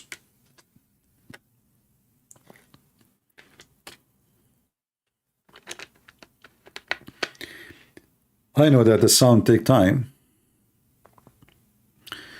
No, give me from the New Testament, not from the Old Testament, because the New Testament is more in touch with our life. The Old Testament is more in touch with the previous generation.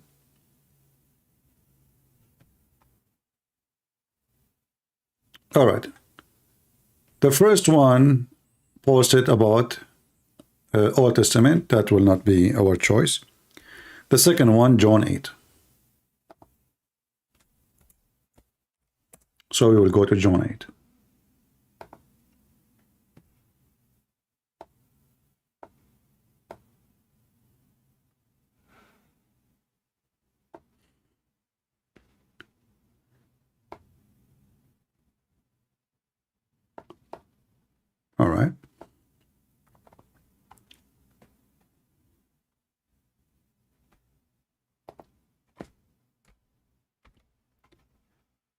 You know, when we read Jesus went to the Mount of Olives. Okay, sure. We don't even know what is that, you know. Okay. In the early morning, he came again into the temple, and all the people came into him and sat down and taught them.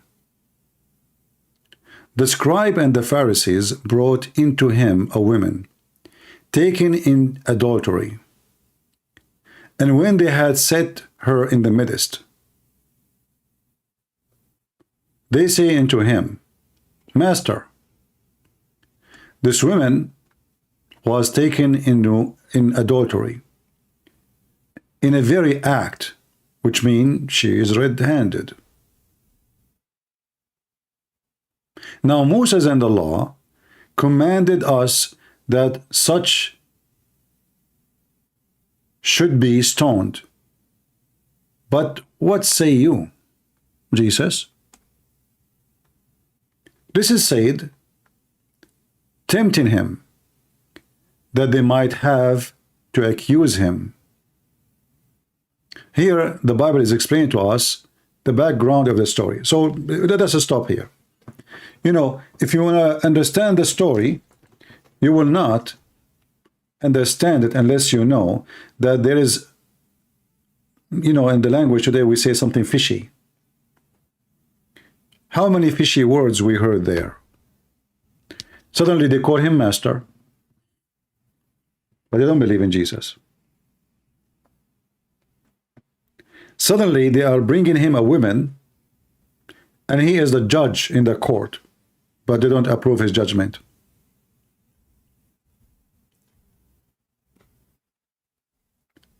And the one who's doing that is the Pharisees, and those who they are the one who claim to be the most religious. So the verse, when you read it, before we continue, how many times every one of us, he faced the same situation? You've been accused or even red-handed in a very act, not necessarily adultery. You commit sin, you did something bad. And then suddenly you find yourself in the middle of the stage and everybody pointing finger at you. That you are filthy, you are bad, you are disgusting. I think most and more people, many people, they experience that in their life. And not necessarily about a crime like can be considered something massive, like you will be losing your life like this one. But it can be anything. A daughter, she is accusing her mother. A husband accusing the wife. The wife, she is accusing the husband. Mistrust, judgment, and you are under the spot of the lights, and the accusers are too many. So you will find that this story can fit with many of us, regardless what was the topic. Then if you continue, it says, now Moses' command in the law, the law command us that such an act, like, you know, an action, should be stoned. But what says you? And here we experience in our life people who want to judge us, but there is people who they are merciful. People who they are very aggressive, they have no mercy in their heart. Or people who they are in different level of life, in different understanding. They have different spiritual way to look at you. There's one, he see only a criminal, a woman, she should be stoned. And there's someone else, he is thinking about it differently.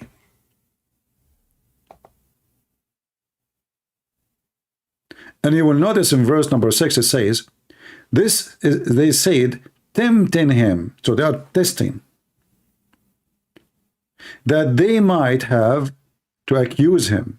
What? So is Is it the case against the women, or is the case is against Jesus? So you might be in the story, the women, or you might be the judge.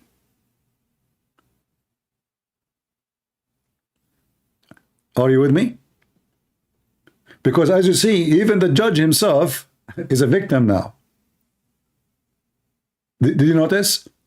The story supposedly is about a woman. She is the one who will be punished. But the fact the story is about the judge should be punished.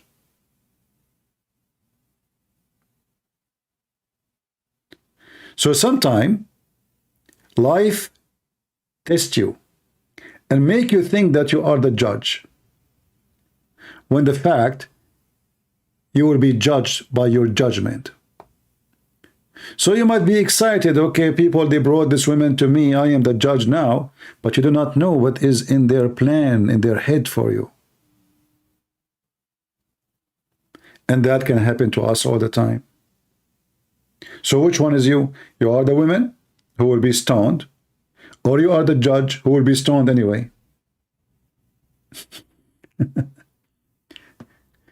So now they want to see if he is going to follow the command of Moses, or he will not. If he did not follow the command of Moses, we will stone him.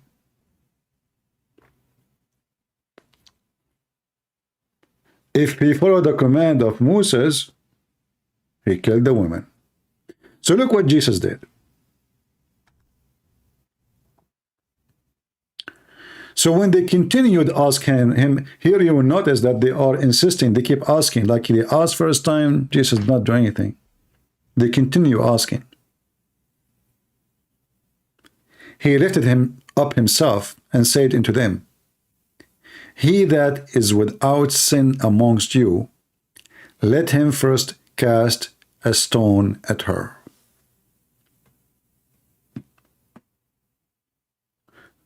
So, does this story touch my life?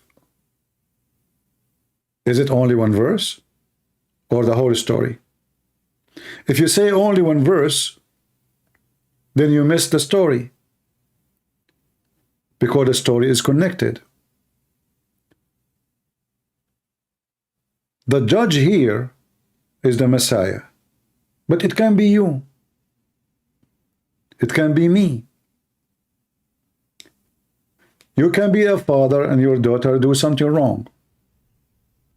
So either you cast your stone at her, or you say to yourself, you know what, I did sin too. I'm no better. Either you say, I'm going to give her a chance, or you say, I will not. In the story here is a great example how we, sometimes we are hypocrite. We throw stones at somebody, but we don't see how many crazy bad things we did. You will notice here in the story that they brought the women who committed what? Adultery. Where is the man?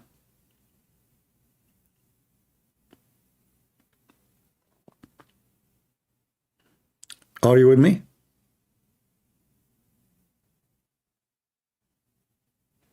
A Muslim saying free Palestine forever. That's it. You know, free Palestine. Palestine is free, my friend. That's it. It's gone. But your God, Allah, he says, this is the land of the Jews forever. So go give a finger to your God. Because your God in the Quran, chapter 5, verse number 21, says, this is the land assigned to the Jews. So you stupid idiot, who you keep saying a free Palestine, but yet your God, he is the one who gave the land to the Jews. Why you go and say free Palestine from the statement of Allah in the stupid Quran? Say it, if you're a man. Anyway, let's go back to our topic. So here we will see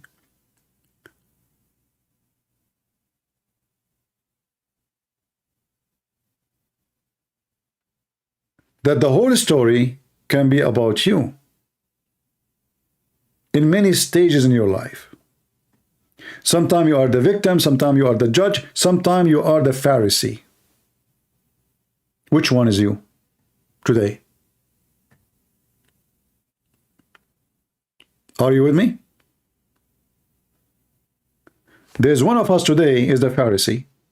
There's one of us today is that woman, not necessarily a woman as a gender, but in her case. And there is one of us is the judge, the same as Jesus, trying to tempt him, not because they are not interested in judgment. Here you notice they brought the women in the very act, but there's no man.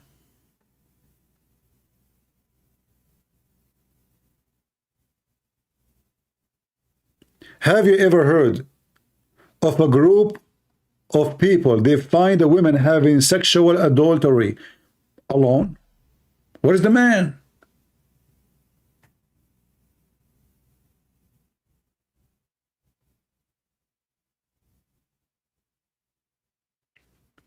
Something is missing, right?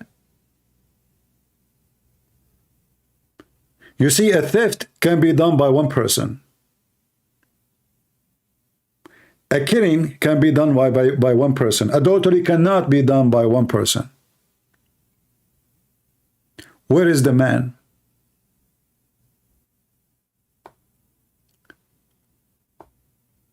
And here you notice that a reason which nobody, no Christian, no priest speak about. They, just say, Jesus says, you have, if there is somebody you have no sin, cast your... But there is something very important. Jesus, he discovered that they are a bunch of hypocrites and maybe they are lying. Where is the man? If there was really an act of adultery and then they let the man go, that means those people themselves are criminals.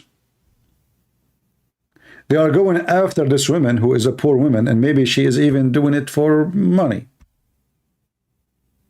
But they let the man who is using this woman to get his pleasure.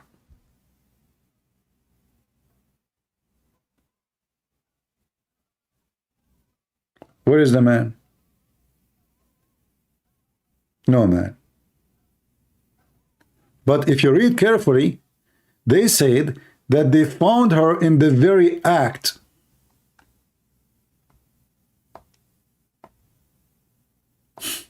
Where is the man?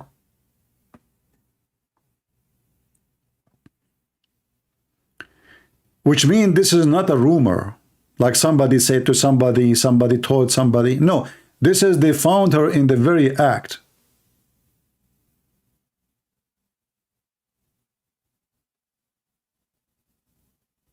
But there is no man. So if there is a man, that means they let him go. That means they are corrupt, they are false, they are not really what they claim to be, rabbis or religious. They don't care for the law of Moses. They are practicing their own law. They are using the law for their own purpose. They brought a victim so they can reach into the point of a trap. It's like, you want to hunt the wolf. What do? You tie a chicken with a rope. You wait for the wolf to come. But in this scenario here, they are the wolves. And they use this poor woman as a trap for their own agenda. So in life, John 8, we did not continue, present many things about us.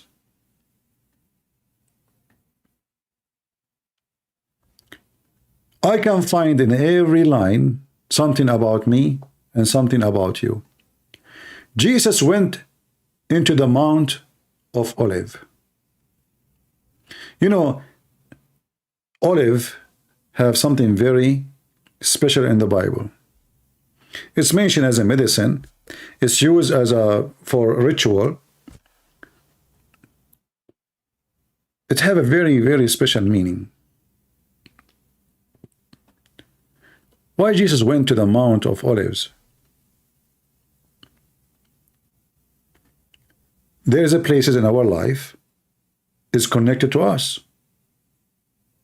The Mount of Olives is connected to Jesus. Where is your Mount of Olives? It might be a place, it might be a person, it might be something lovely to you. So you will find that in Jesus going somewhere, something teaching you that if you want to be in the Mount of Olives, you better go there. It's not going to come to you. So if there's a lovely place, if there's a lovely person, if there's a lovely family, if there's a lovely target you have in your life, you better walk to it. Otherwise, that thing will not come to you. And that is Jesus. He's going there to teach. Maybe you are the person who will go there to learn. So you might be the teacher, but you might be the student. But you might be the farmer. There's many people there in the olive of oil mounts. There's people who they are taking care of the tree. There's the farmer, there's the villager, there's the one who is sitting under the shade, there's the one who's coming to listen to Jesus, and there's the one who is going maybe to make a paint about the Mount of Olives. It's beautiful. Each one of us, he have a Mount of Olives in his life. But it's only you who can find it. So we will notice here in the story that everything about this story, even though it is 2,000 years ago, it presents something can be touching to me. I can be the Pharisee. I lecture people about how to be good, but maybe I do the more ugly stuff you can imagine. I can be wearing a uniform of a priest, speaking about how good I am and how we should be good, but behind the doors, maybe is a child molester.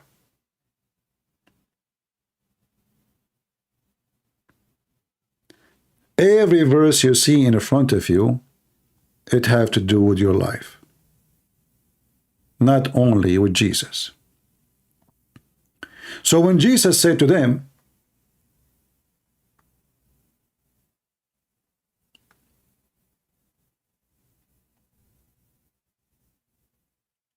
"He that is without sin among you, let him first cast a stone at her." Now, this is a verse, is the heart of the story. Who agree with me that this is the heart of the story?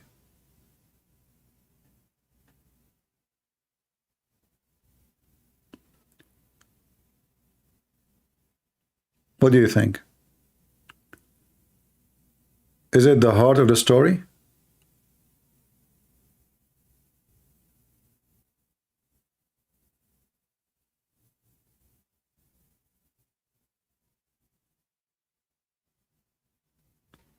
Does it touch you? Does it affect you? Do you use it a lot?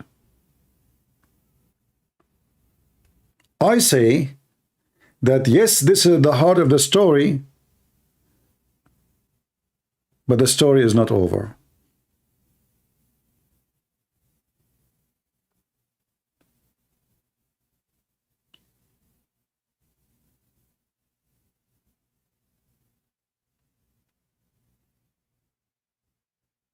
The story is not over.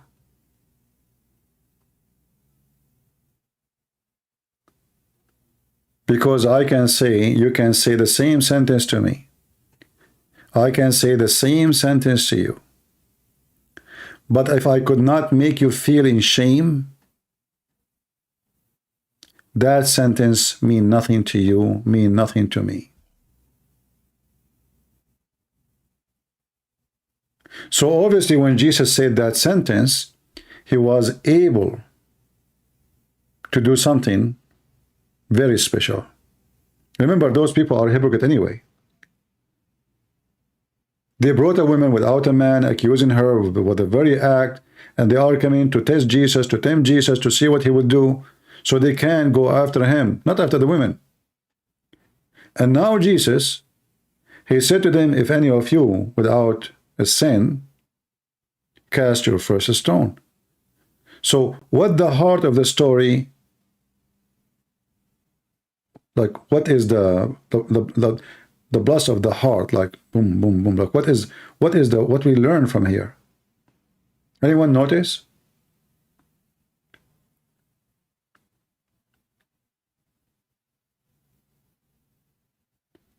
The first thing you learn, that you should be smart and wise, not just a person who quote a sentence.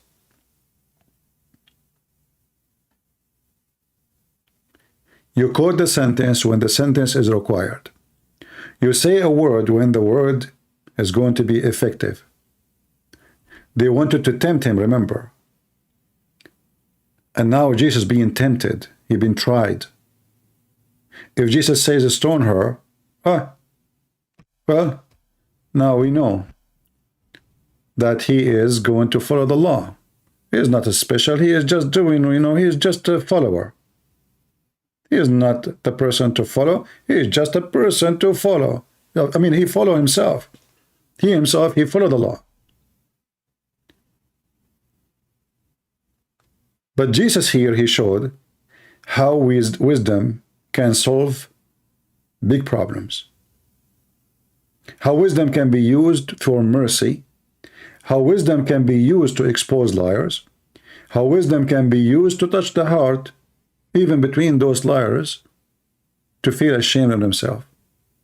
So when he said to them, the one without a stone, without sin, cast your stone, he did many things. He showed them that they are hypocrite. He showed them that they have he shamed them. And he showed them wisdom, that you aren't qualified.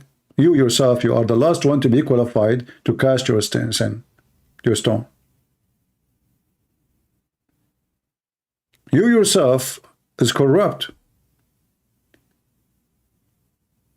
So how you can be the judge? And how you can be the one who carried the law when you are the thief, when you are the hypocrite? So you will notice, the more you read, the more you feel something about you.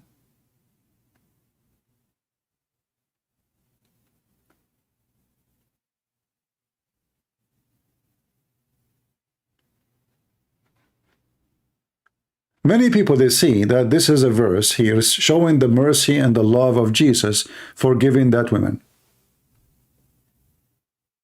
When Jesus had lifted up himself and he saw none but the women, he said unto her, Women, where are those thine accusers? Has no man condemned thee? She said, No man, Lord. Jesus says to her, Neither do I condemn thee. Go and sin no more. And here you notice the hypocrite one of us. He will take the sentence, which we call it the heart of the story. The one who don't have sin, cast your first stone.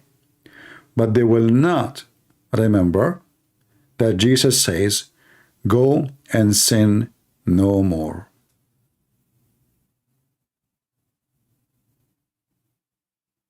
Are you with me? So if I am a fornicator, I will remember only the first part of the story. Jesus said, the one who don't have a sin, cast your first stone. Hey, you cannot judge me. I can do whatever I want. So I take that part and I say, Jesus, he forgive me for doing, but no. Jesus, he just gave her a chance. One chance. She take it or she leave it. Go and sin no more. And many times, us, we are given one more chance. But time will come, and then you go to sleep, and then you don't wake up. And all your chances are gone. The Lord, he told you, go and sin no more. He saved you from the execution. He saved you from the judgment. He saved you from the Pharisees. And he told you what you should do. Go and sin no more. So if I say to you, there's one verse in the Bible, touch me, I say every verse touch me. Because as you see, everything can be interpretation of my life and your life. Our book is not a tale of stories or a book of tales. Excuse my English. My English is not that good. I'm limited with my words. Sometimes I have difficulty really. The Bible is a very deep book, but my English is very limited, so I feel bad actually when I speak about the Bible. This is why I avoid speaking about it, because my language doesn't help me. My ability in English doesn't help me really to explain what I want to say. Like sometimes I stop, even like I'm trying to find the word to use, but the words I know is very little.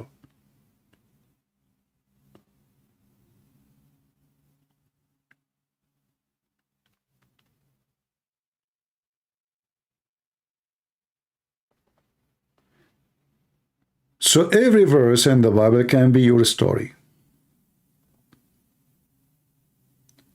And this is why I advise you, when you read the Bible, don't read the Bible, live the Word of God. Because then you will find yourself there. You will not be reading. You know,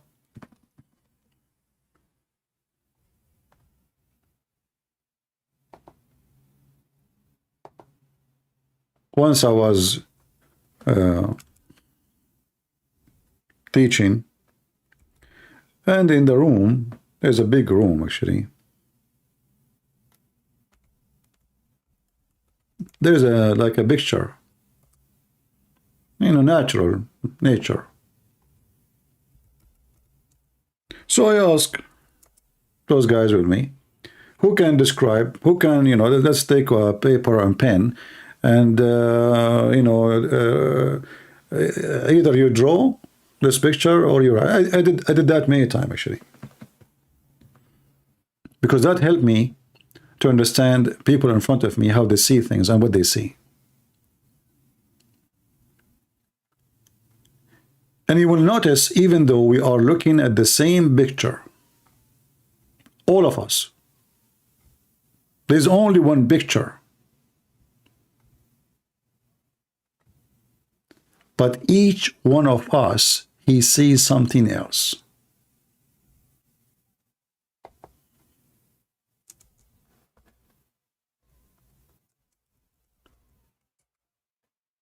We don't say the same, we don't see the same thing.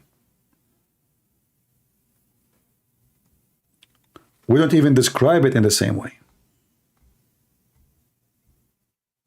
But all of us, we have eyes.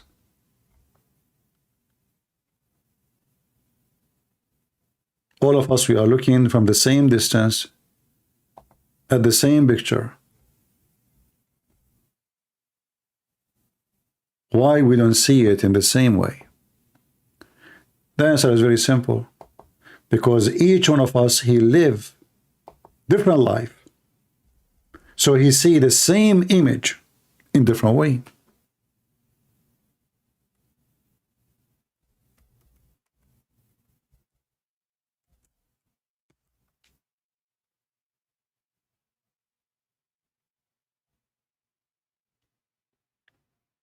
It's always depend in where you are and who you are. It's always depend where you are coming from.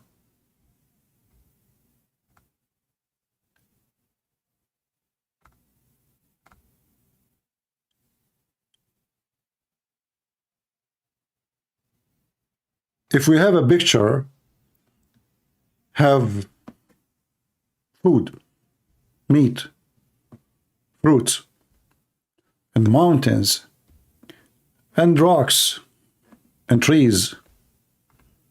A person who lives in a wealthy house, wealthy family, he will not even notice the food. I mean, he eat it every day, maybe. A person who is coming from a poor country,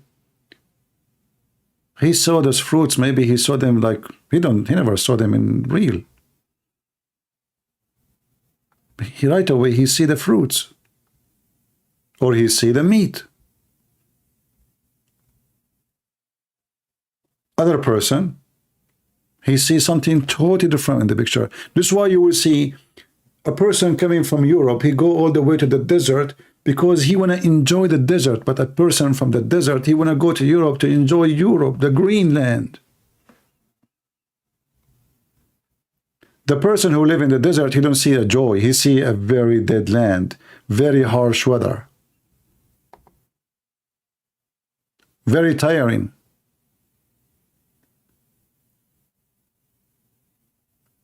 A person from Europe, from Norway, he want to go to Saudi Arabia so he can see the land, you know, the sand. Look how smooth it is. And then he drive a fancy car, Range Rover, and he think this is how he noticed the desert. But the true desert is not the one you see in the Range Rover, you know, with the air condition. So everyone, he have different vision for the same picture or the same thing. For we have different background, we have different stories, we have different origin, ethnic, languages, history, culture. All of those will impact how you read a story about Jesus. However, all those things, your culture, your region, your country, it's a desert, it's a snow, it's a wood, it's whatever it is, you will find that in any story, any chapter, any verse in the Bible, there is a place for you, regardless if you are from Norway or from Tanzania.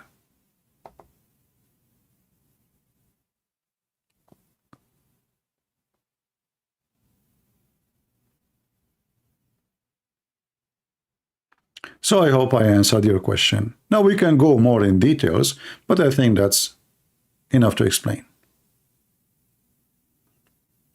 Right? So I advise you not to focus on a verse, because a verse does not tell the whole story. And by the way, I'm not talking about a story about the Bible. I'm talking a story about you. You are the story. You see, when Jesus said, Sabbath was made for the man, not the man was made for Sabbath, then you need to understand that everything you read here is for you. It's about you. It's not about Sabbath.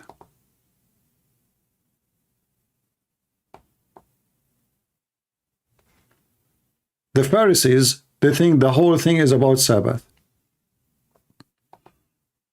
But the fact is, Sabbath was made for the man. Same as the law. Same as the teaching. Same as the command. Same as heaven. Same as hell. So either we can be the hypocrite, the Pharisees, who we start, instead of worshiping God, we just worship the law, and we forgot who we are and why the law was brought to existence. Or we are the people who understand very well what God wants from us and why we are here and where we are going. This is why we are teaching against Islam, because Islam trying to deceive you, try to promote itself to you by temptation, sexual temptation. If you convert to Islam, at least the lowest reward is 72 women. The lowest. This is not the reward. This is the lowest. This is for the bad Muslim. In fact, this is the last one who will enter heaven. He will get 72. And the 300,000 servants and 72 women. This is the lowest. So you will notice that with Jesus, material is to be used, not to live for. In Islam, material and physical promise is the purpose. With the Messiah, life is a spiritual. Heaven is different kind of joy. Have nothing to do with food and sex. It's way more higher. In Islam, heaven is about sex, endless sex, non-stop sex, 70 years orgasm. The orgasm alone is 70 years. This is why Islam is very satanic, but it can be very appealing. It's violent, it's sexual, it promises you money, and that all will tempt a lot of criminals. People who worship money and sex and power and gold and silver, but not people who worship God. You see, if you ask yourself why even Allah, He promised the Muslims, Aka Muhammad, such a promise, then you will find yourself that the answer for that they are not really believers. They believe in the reward.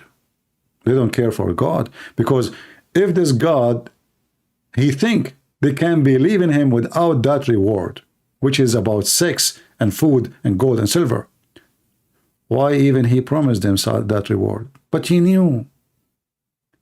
He knew what they are. He knew what they like. So this is what the devil, he promised you. He promised you what you like.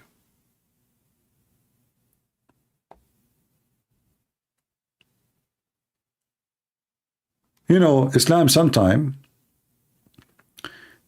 as Muslims, they try to paint Islam for us is like this.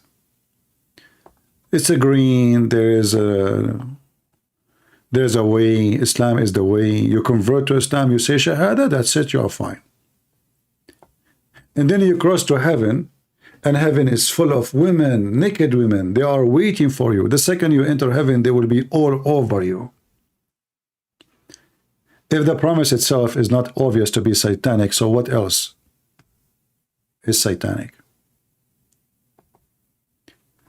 In Christianity, Jesus do not need to promise you sex in order to be with him, to believe in him.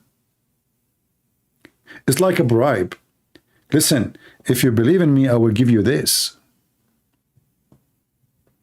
If you believe in me, what is your desire? The Quran says, whatever you wish, you will have. Any kind of sex.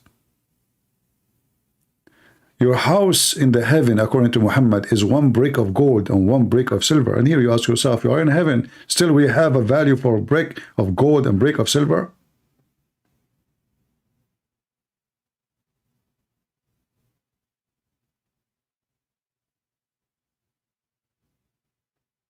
What this promise is about? The promise is the same as a gang leader. When Muhammad, he asked the Muslims to go and invade the Roman in Jerusalem at that time, he said to them, attack the Romans so you can get the blondie girls.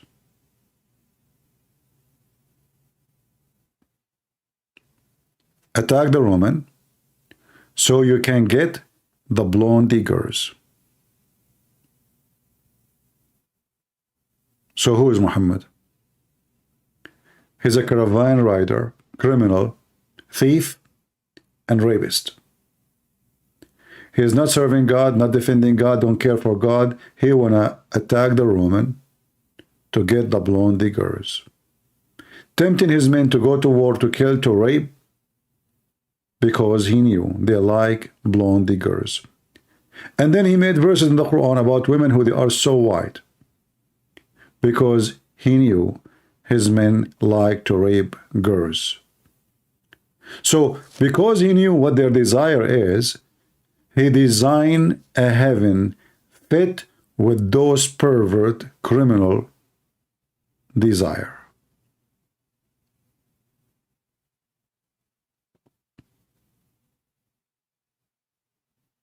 You know, when you want to do hunting, I don't know if any of you do hunting.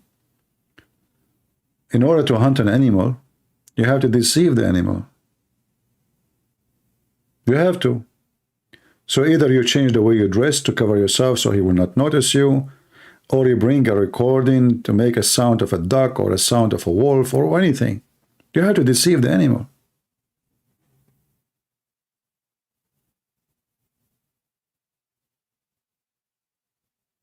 Otherwise, the trap will not work. And this is how Islam is. With Jesus, there is no trap, and there's no false promises. And this is why, with the Messiah, the promise is not too much attractive for those who like sex, who worship money. Because there's, he said, he and she, they will not get married. They will be the same as angels. Oh, but I don't like that. So Islam will be a trap for those who they are living through their penises, through their pocket and money. So the one who worship his private part and his dollar, he will go with his private part and with his dollar, and that is Islam. Hell. Those who don't want such a thing to be part of their destiny, to be their part of their future, people who love to be with God, for they love God, because God is love, and they love to live the life of love, not the life of lust. Having sex with women who you never met, they are just made for sex, is nothing but lust. It's not even a wife. So with Jesus, you go to life by love. With Muhammad, you go to life by lust. And then you find out that what you thought is life is nothing but death.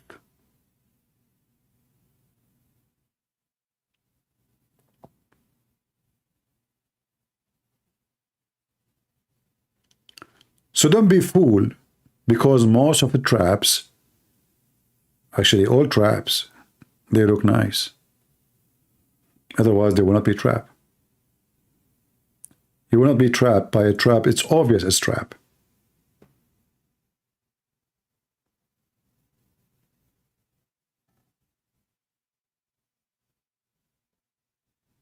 Right? All right. I hope I answered the question about the Bible. And I see no Muslim, he contact me in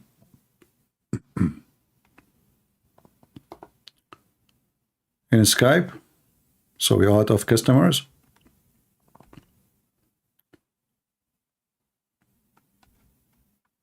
All right. Let us close the Skype then.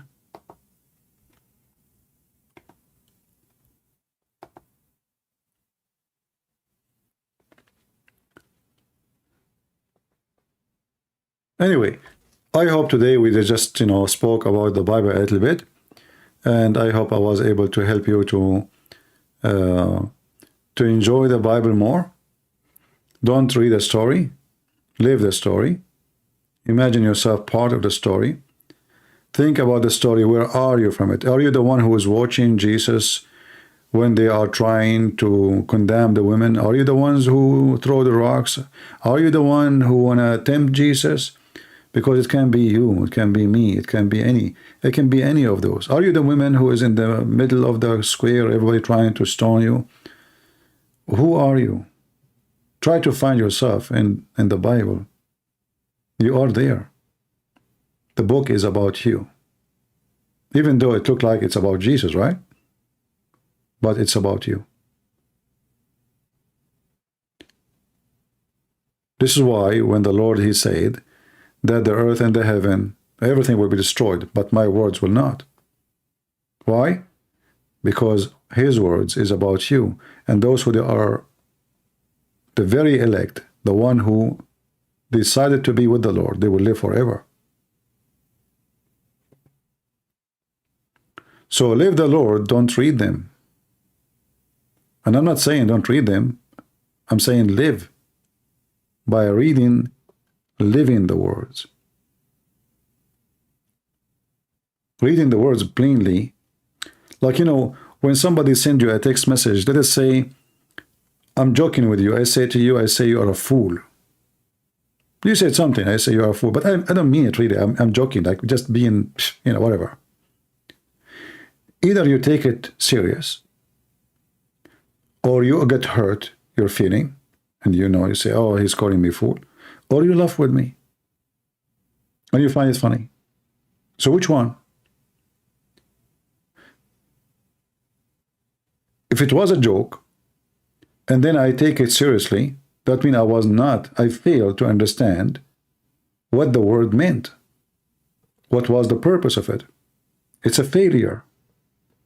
And failure causes misunderstanding. And misunderstanding can cause me to fight with the person. Or stop talking to this person. I lose a friend or maybe a family member. Because he just said you're a fool. So either I understand what is behind the word, and maybe it's funny and I laugh with him, and maybe it's serious, maybe he meant it, and then I'm right, or I just go and throw my stone at the word. You better not to go blind. This is why it's very important to live the word, not only to read the word. To understand the word, not to read just the word as letters. For everything, every word have many meanings. And then you can switch the word to the meaning you like, especially if you are a hypocrite. You can take the same chapter of John 8 and says, you know what, I can do now fornication because Jesus, he forgave the women. But that's not true. Jesus told the women, sin no more. And already you did fornication first time, and second time, and third time. When you are going to read the verse next to it, sin no more. But because you like sin, you like fornication, you like to disobey God, you decide to read only that verse, and you don't want to see the other verses. You decide to go blind. Where is the verse? I don't see it. He see only where Jesus said, the one without sin, cast your first stone. He don't see the rest, because this is the one he will find a comfort in it, but that will take you to hell. He will take where Jesus says, I don't condemn you too. But Jesus told her, sin no more. So you can be the selective person, you can be the hypocrite, you can be the liar, you can be the one who is fooling himself, because at the end of the day, if you try to manipulate the verses, try to make them as a source of sin and reason for sin, you're just fooling yourself. Because the whole Bible is about, be holy like your Father. Be holy like your Father. Not be filthy like Allah. So anything will make you go out of the line of being holy is absolutely will take you to hell. So you do not need really lawyers to explain to you and judges. Anything will make you go away from the way of holiness. That is hell. You do not need a priest to explain to you. You do not need a judge. You do not need a lawyer. You do not need a philosopher. You know what is sin. You know. But you close your eyes when you want, and you accept what you like, and then you justify it.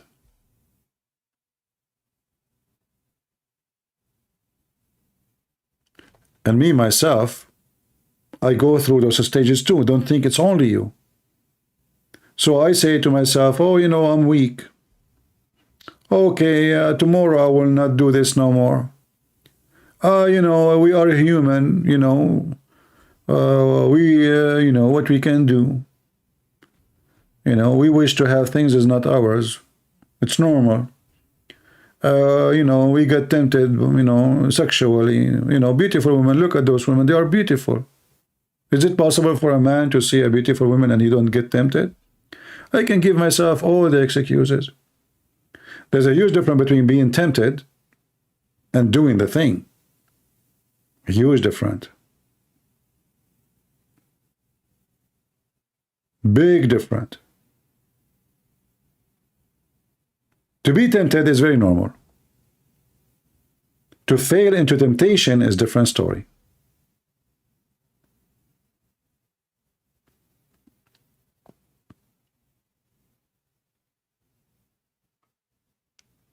So you will be tempted by money, by sex, by power, by wealth, by, you know, like now, YouTube, and I don't know even why, suddenly I notice that in YouTube, it says that you are qualified to activate super chat and ads on, whatever they call it, like for advertising. YouTube is tempting me. I can make money right now. Right now, I just click one bomb from YouTube.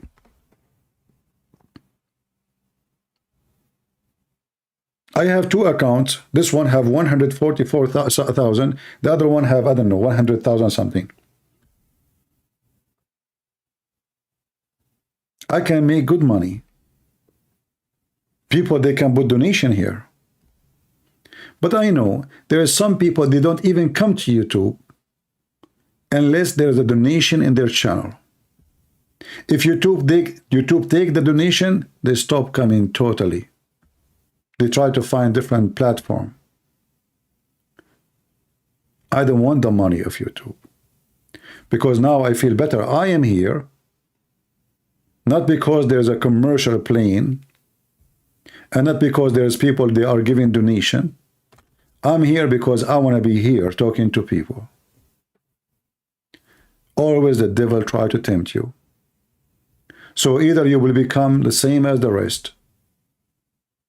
Everybody serving God by taking money. But they can serve God without taking the money. And if you post a donation, then you will notice that your message in the top, and then I will choose you because you pay me money. Oh, this guy, he say, suddenly you are important because you paid money. The rest are not important. Do they pay money? No. It's the truth. All channels, they do that. They bet your, you know, if you want the admin, the owner of the channel to notice you, give him a tip. Suddenly your question is there, and then your donation is up, and now you are the man.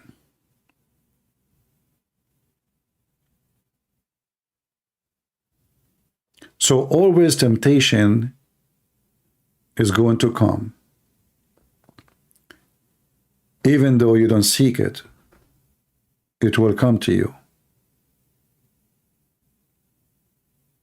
And me, myself, I struggle a lot with a lot of things try to tempt me. I don't want to, you know, talk about what some people do. I go on Skype, I see people sending me pictures, women changing their profile picture every 2 minutes, texting me, they insist they want to talk to me in private, they cannot call. All of this is a form of temptation. Even though maybe they are good, maybe they are not bad. But temptation always is there. Either you surrender and you stay strong, or you will fail. How many preachers and how many decent men, they fail because of temptation? I'm not a preacher, by the way. I'm not a priest. I'm not a bishop. I'm just like you. But is it true? There's many men who supposedly serving God, they fail horribly because of temptation. Is it true? They lost even their family, their future, their career, their reputation, everything for just a stupid temptation.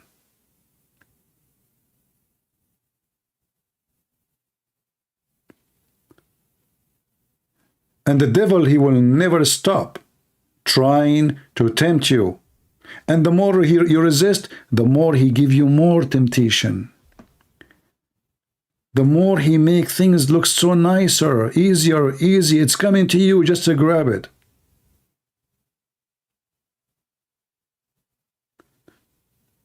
So either you surrender to the devil, or you say to yourself, sin no more. The second the devil try to tempt you, you always should remember, from John 8. Go and sin no more. Don't remember only when Jesus says, I don't condemn you. Remember that he said, go and sin. This is why I ask you, what do you think? Which one is the heart of this chapter?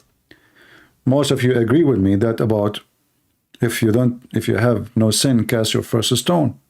But the fact, the heart of the chapter is, go and sin no more.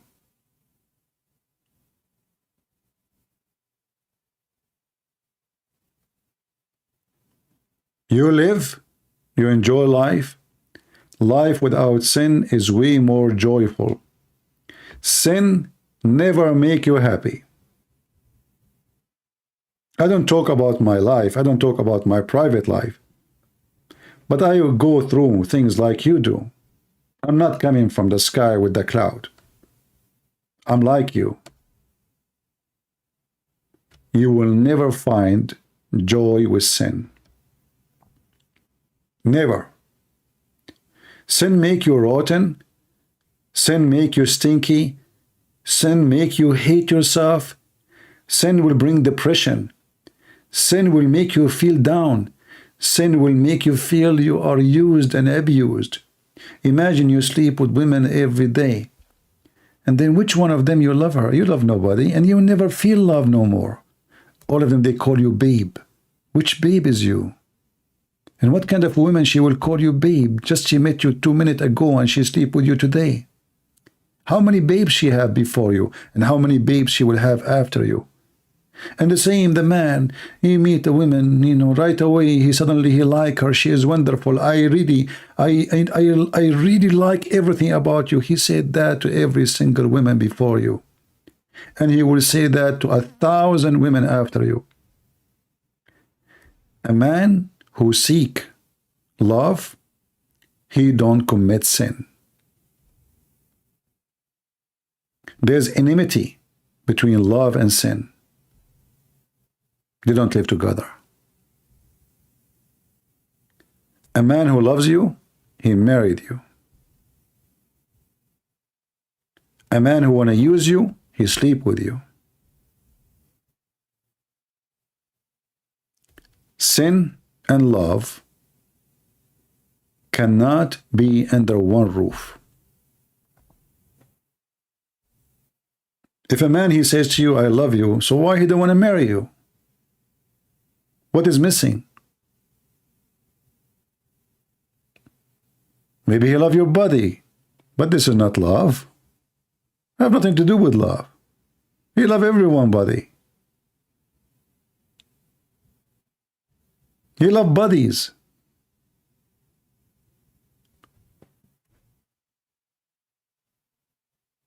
So going back to the verse, we remember that maybe the heart of the story, which people always quote, that Jesus, he did not condemn the women, but people forgot that the blood of the story, which is in the heart, which is what is the heart for, is go and sin no more. So each time your heart is pumping blood, what about we say, go and sin no more, especially when temptation is strong, especially when temptation is coming to you and you do not know how to stop it.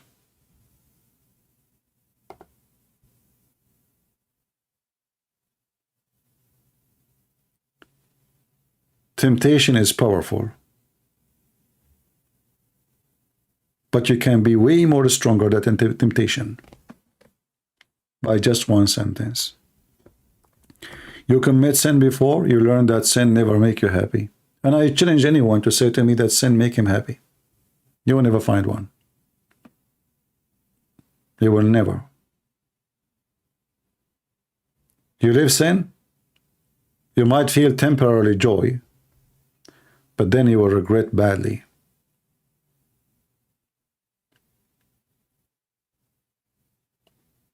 You are a thief. Each time you hear the police car, you look around, you know, maybe they are coming to me. I sleep in my house. I don't care. Police car in front of my house, in the top of my roof. Why I will be worried? Why will be worried? because I did not do anything wrong. And this is what happened to you when you do sin. You lose your comfort. You lose your trust of yourself and everything else, because you don't meet people who they are good. You meet sinners like you. You live with sinners. You associate with sinners. And you do enjoy sin with them. But then you find that the only way to enjoy sin is not to trust anybody, because they are sinners. They are liars. They are fornicators. They are cheaters. You sleep with married women. Can you trust a woman? She sleep around, she is married.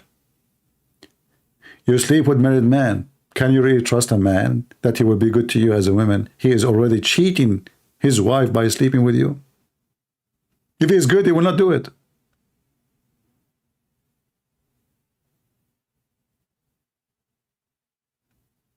A man, he don't respect his parents. Do you think he will respect you for being a parent? If he was good, he will never do so. This is why the Bible teaches us, from their fruits you shall know them. So the fruits is extremely important to examine things around us. A person who believes in sin no more, he will refuse sin. And it is a sin to be a cheater, to be a liar, to be a deceiver, to be a scammer, to be disrespectful for your parents. It's a sin to take what is not yours. Go and sin no more. So my friends, my family, I want to say to you, may the Lord bless you. I say to myself and to you, if you allow me, go and sin no more, so we can live a better life and we can be qualified, because you need a qualification. Even to apply for a stupid job, you need a qualification. You have a limited, even to work in anything, even the post office. The first thing in the post office they want is a trust. If they cannot trust you with the mail, they will never hire you. But your job is really simple. Just take this letter, put it there in the mailbox. Even that one is based on trust, extreme trust.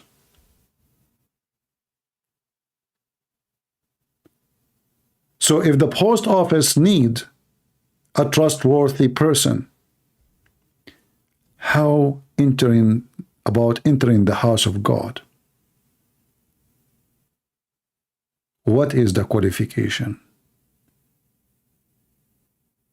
How you can be trustworthy to be qualified? The answer is very simple. Go and sin no more. Thank you all for being here. May the Lord bless you. I don't want to stay longer because I'm losing my voice. It's getting very late for me too. I say to you good night, good morning, depending where you are. And may the Lord bless us and forgive us for our